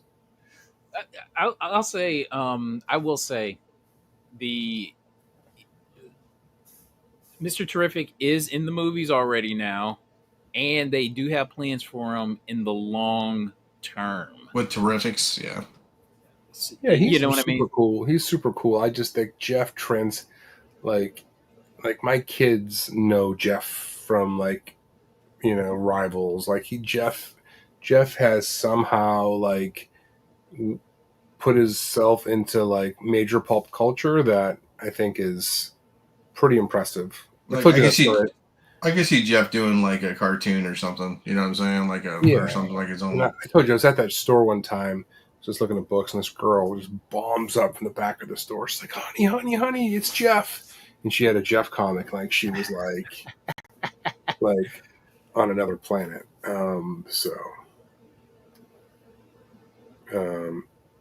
Yeah. And I'm not knocking Mr. Terrific. I really did enjoy the character in the movie. I don't know. It feels like that's a traditional spec kind of play, whereas I think Jeff is an organic character people just like. Okay, that's fair enough. All right, Werewolf by Night number 32, CGC 8.5 sold for $1,300. Not too much to say about it. Just I was just interested in the price. How the mighty have fallen, man! Holy shit! This thing was like an easy $2, $3 grand. Yeah, easy. Yeah. All right, Matt Baker, Diary Secrets number 26. Look at this. This raw sold for $1,200. Wow. And I think all you really got was just this cover here. That was it. That's all you got. No other pictures. Yeah. I'm not mad at it. I mean, the glare, man, he could have done a little better with that. But there's just, this is terrible. I wouldn't have paid that. All right, next is, this book is still, I don't know, it's still hanging in there, man. Walking Dead number 1, 9.8. Sold for $2 grand. I think, dude, I just think it was such a wave that it's just going to be there forever. Same thing with Invincible. It's going to be such a wave that it's like Invincible ones are going to be up there forever. Yeah, I think Invincible has more going for it in the near term because they're doing what 5 or 6 seasons of that TV show, and it's done really well. And then aren't they trying to? Wasn't Kirkman saying like the plan is to go live action after that? So like Invincible feels like it's got some legs behind it. Walking Dead, like I mean that show was everything for a while, but I don't know. It feels like its best days are behind it. 1000%. Man, the early 2010s, man. That was the time. That was the time. Cowpuncher number 4. Not too much to say about it. Just 4.5 sold for 325. Would you be on that for that much? I don't have a cow puncher. I don't know if I pay that much, but I do want one. That's a headlights cover though. God Yeah, dang. I know it's a good one. That's some big ones. I'm kind of mad Cowpuncher. Just meh. Okay. It's cool. It's just not that cool. Look at this. So this book was going for 500 at one point. Valkyrie, the Joe Chiodo. Mm-hmm. I remember finding this at a show recently for $20. Nice. It was probably last summer. Mm-hmm. But yeah, I still think still worth getting graded. Yeah, I want to get one of these eventually. I just don't want to spend that much money on it. It doesn't even have to be a 9.8 either. Mine's probably a 9.8 candidate. It's really crispy, so I might have to send it in. Ratchet and Clank number 6. This is a book I found a few months ago. So I was just interested in the price. So it sold for $54. Not too much to say about it. Not so hot book alert. Look at that. Now this book was hot when it came out. Daredevil, Woman Without Fear, the 1 in 25, George Foreign's variant, 2022. Look at this that. is not the kind of book you auction.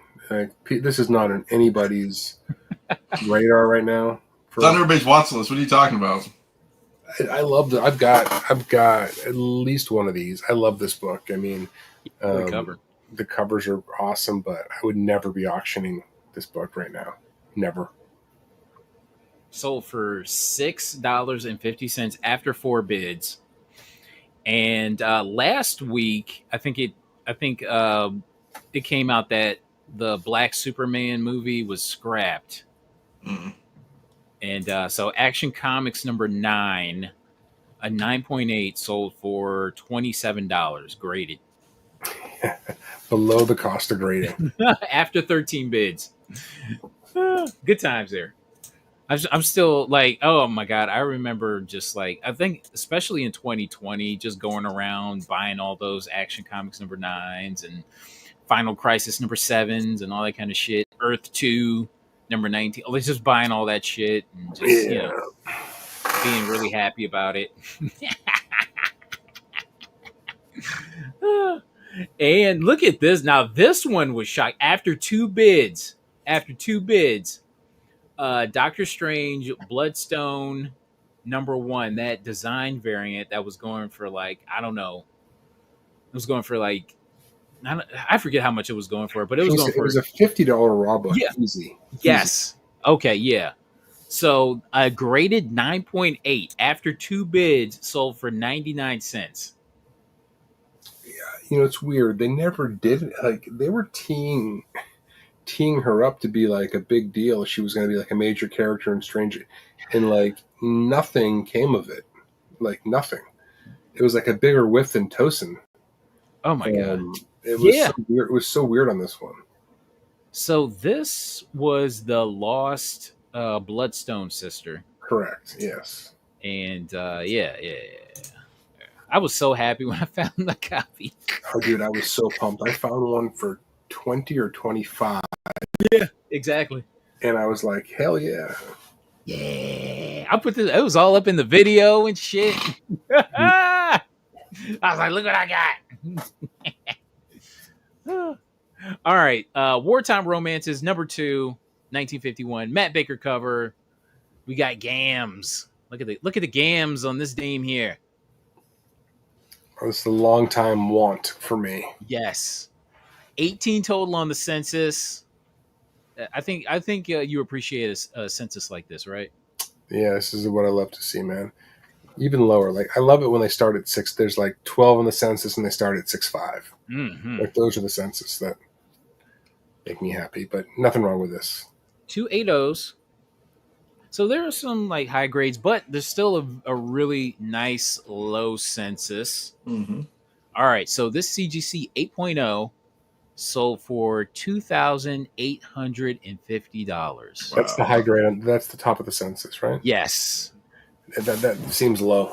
I mean, Okay, would you have been in it for that? I buy a lot of bakers, but I'm not. Not that this is crazy money, but I'm buying them in the 4.5, 3.5 Yeah. You're buying the type mid range. grades. Yeah. I So don't know. I think if I could bump it, if you get the highest graded one, that'd be sick to have. Mm-hmm. Even if you bump it up a half a grade, right? Yeah. Oh, hold on. Shoot. Just for time's sake, I didn't want to get into it too much, but I want to see just if there's a possible rehab on this, because I got to imagine, man, this thing looks really solid. Well, what's the number? Can you jump on the number real quick? Hold on a second. You see it? I'm not there. Hold on a second. Resources. I don't know. They started taking out the stupid grader nodes again. Wear spine breaks color. Light spine stress lines break cover. Rippling full bottom of back cover, which I'm sure that might be able to be. Light spine roll. Very light crease. Right top of front color breaks color. So you might be able to get the rippling out of the back cover. Full of bottom cover. Some rippling there. do you fuck with it though? If you're already top of census, Why not? I mean, if it says light spine roll, I mean, you can flatten it out probably. This looks like it could take a nice press, though. Yeah. It looks like it. It looks like it. I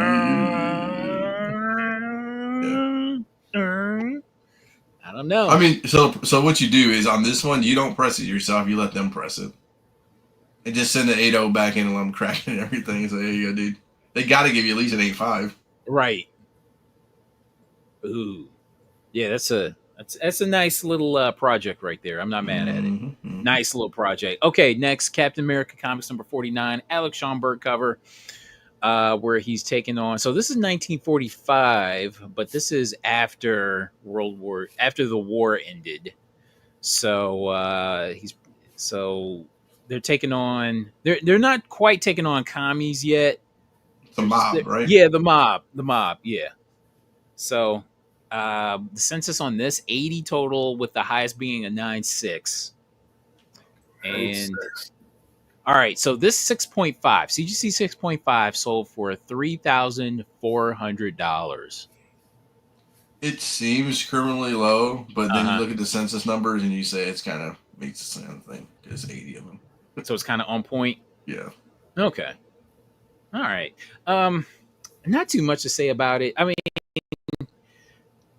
you know what? It's not a wartime cover, so that seems respectable to me. I don't know why. It just seems respectable. I think eBay's the best spot for this, though. You know what I'm saying? Because you're not going to take this to a con. You know what I'm saying?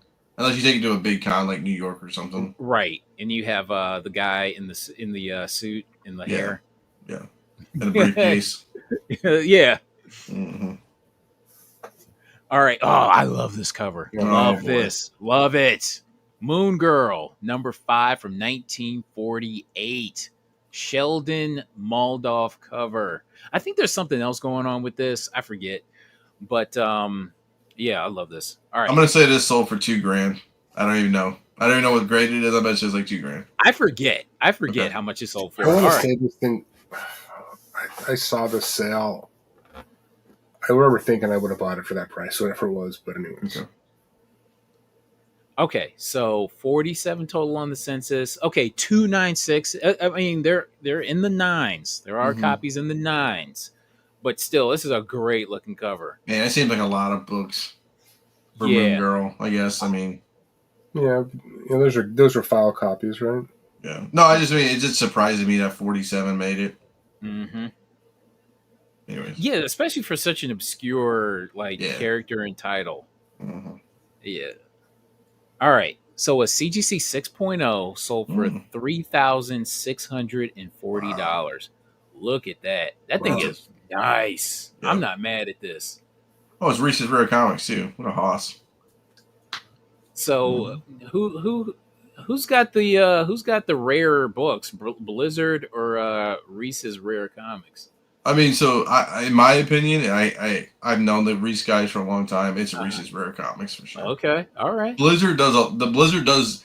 I think Blizzard does a lot more sales than Reese's Rare Comics, but Reese's always had banger books, like the high end banger books, Yeah. not like like buying collections that Blizzard buys and just rolls through them. You know what I'm saying? Okay. This is fantastic.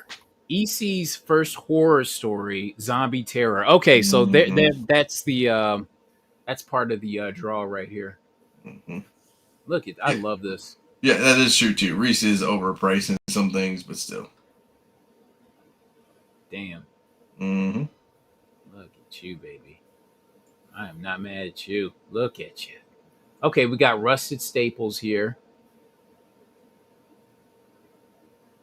But yeah. Overall. Yeah.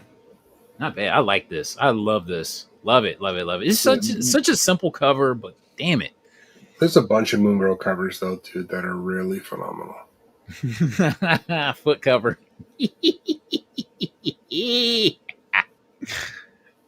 I met Reese when Toys Time Forgot. Okay. So Toys Time Forgot, however many years ago, they got this collection in. This really big collection. It was a guy that died back in the I think back in the 60s, right? And the family held on to the collection, and then they finally let it go. And Toys Time Forgot bought it, and they put them out, and they had like a little premiere going. And I think I was at a convention at that time, but I know Mike, he went, and he was like the third person in line. And I think he got there maybe 3 hours before the store opened. He was like the third person in line, but yeah. So met Reese when Toys Time Forgot had the Silver Age collection that made local news several years ago. I met Reese and the boys back in like Indiana Comic Con days in like 2011 when we were just young punks and they were like big ballers. So it was cool. They were very nice to us. They're really good people about it. So. Yep, Mike got a Spider-Man 14. All right. Oh, so what? That was 2017. Okay. All right. Super Mystery Comics. What is this? Volume 6, number 2 from 1946. Rudy Pelé cover. I had to do text to speech to figure out how to pronounce his name. I love this cover. This is fun. It looks ahead of its time. It does. See, I think on this one, I don't think they put skull cover on like the CGC censuses. I think, even though they should. I've been noticing that lately. Some of them have been lazy about it. All right, so 29 total on the census. 185 and 80. So there are some high grades there. All right. So a CGC 6.5 sold for $1,080. Yep. That's not. I mean, I paid up for the 6.5 of the Argosy. So I don't know. I'm not mad at this price. No. See how they so they should put skull cover on there, right, on the label. No, yeah, I noticed there's nothing on the weird on the right side of the label. So yeah, I wonder, can you denote that when you submit it? Can you put skull cover on like an option? Like notes. Probably add it to the notes. I don't know if they'd give a shit one way or the other, but beautiful cover. Okay, Black Hawk number 9 from 1940. So this is the first appearance, first issue of the series. They softened my man's features up front. They softened his features over time, but continued from Uncle Sam Quarterly. This is the Al Bryant cover, but this is the first appearance and first issue here. So 83 total on the census. There is a 9.8 of this kicking around. Okay, so there's a 9.8, a 9.6, three 9.4s, and a 9.2. Wow. All right. Okay, so a CGC 7.0 sold for $2,000. Nice. Hmm. Okay. Good I for mean, that seller, because I think that you would be dying with that book if it was me. you're not interested?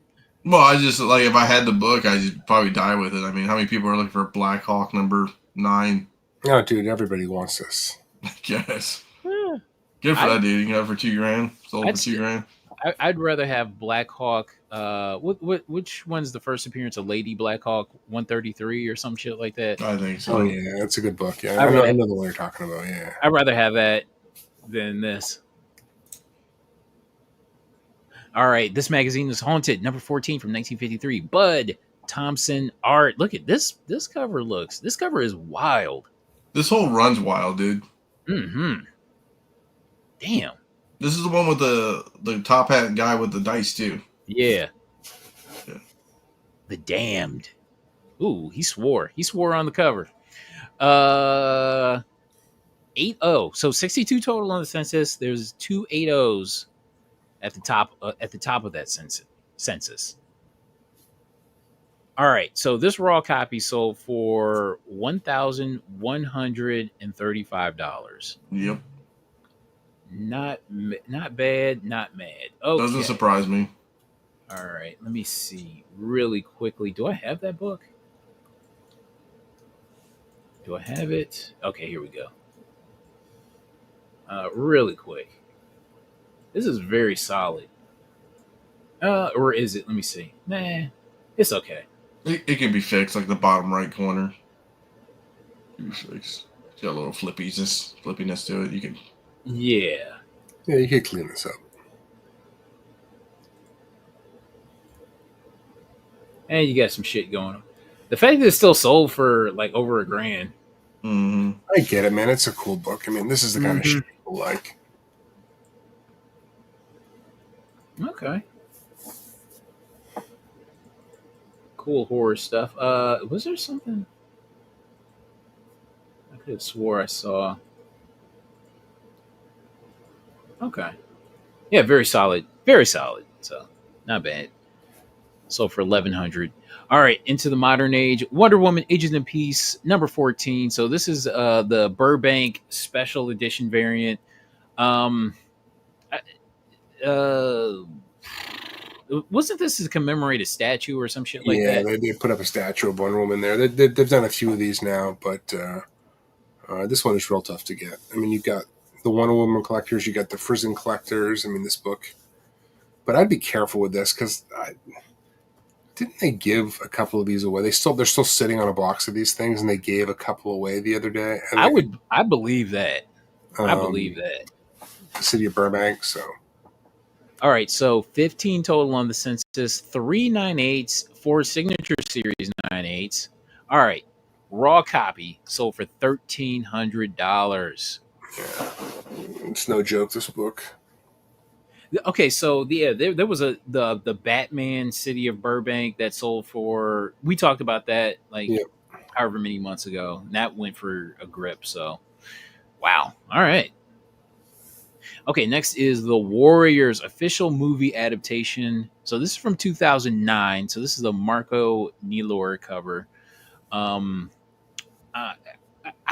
Okay, so I came across like the movie adaptation, not this cover specifically, but like number 1. I think maybe there was another, I think a cover B variant and shit like that, and that sold for a nice amount. But I've never seen this cover before, ever. Yeah, I'm not familiar with this one, but I'm familiar with just whatever the original cover is. But not a bad cover. No, this is cool.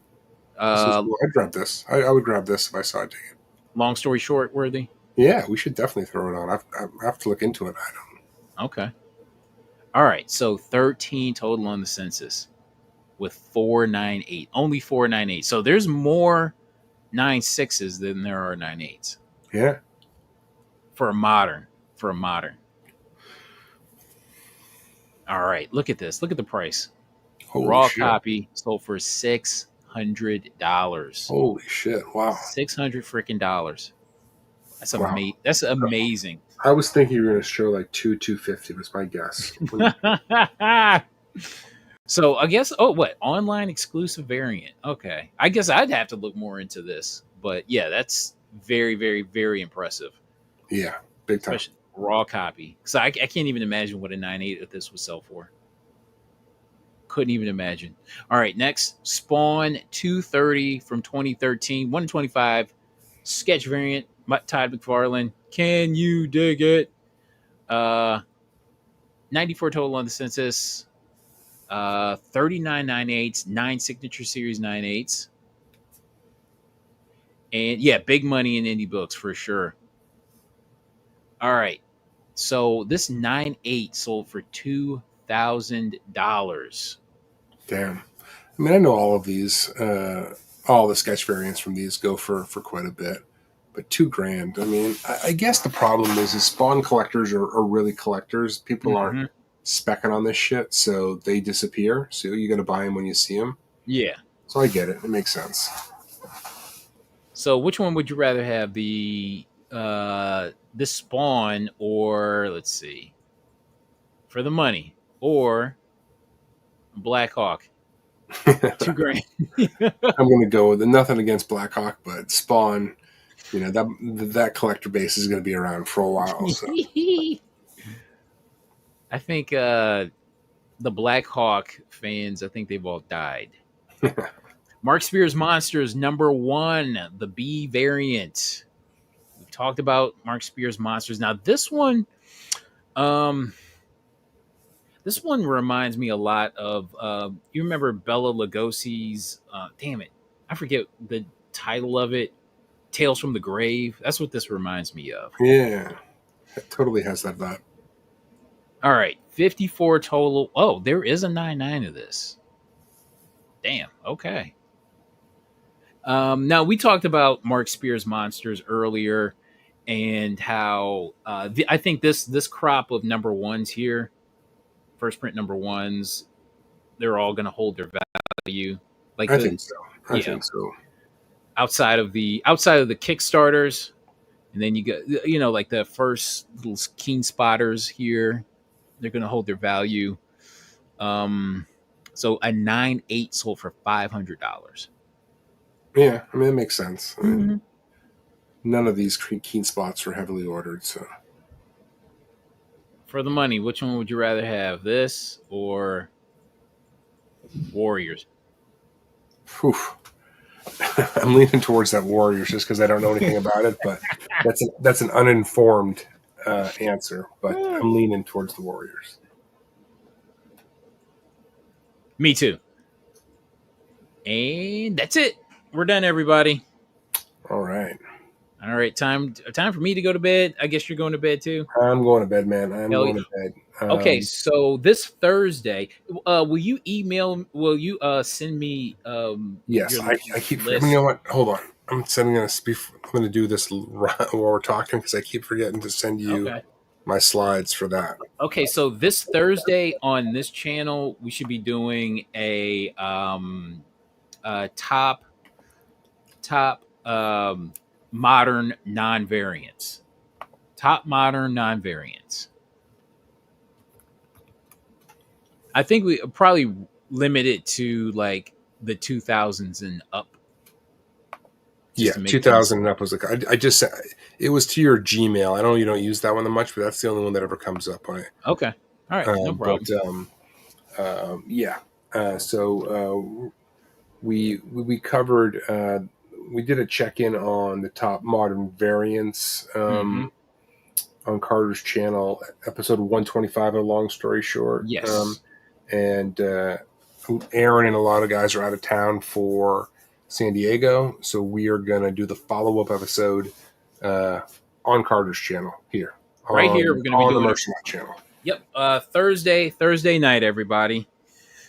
All right, everyone. You could be anywhere in the world, but you're here with us, BSing about comics, and I appreciate that. And we are done, everyone. Good night. Thank you so much to Let's see. Thank you so much to Heroes Reborn Comics for the super chat. I appreciate you so much. And we are out of here. And we will circle back. Okay, so Thursday on this channel is Long Story Short Special Report. And we'll circle back here for an all new Hot Book Alert live. All right, everybody. Good night.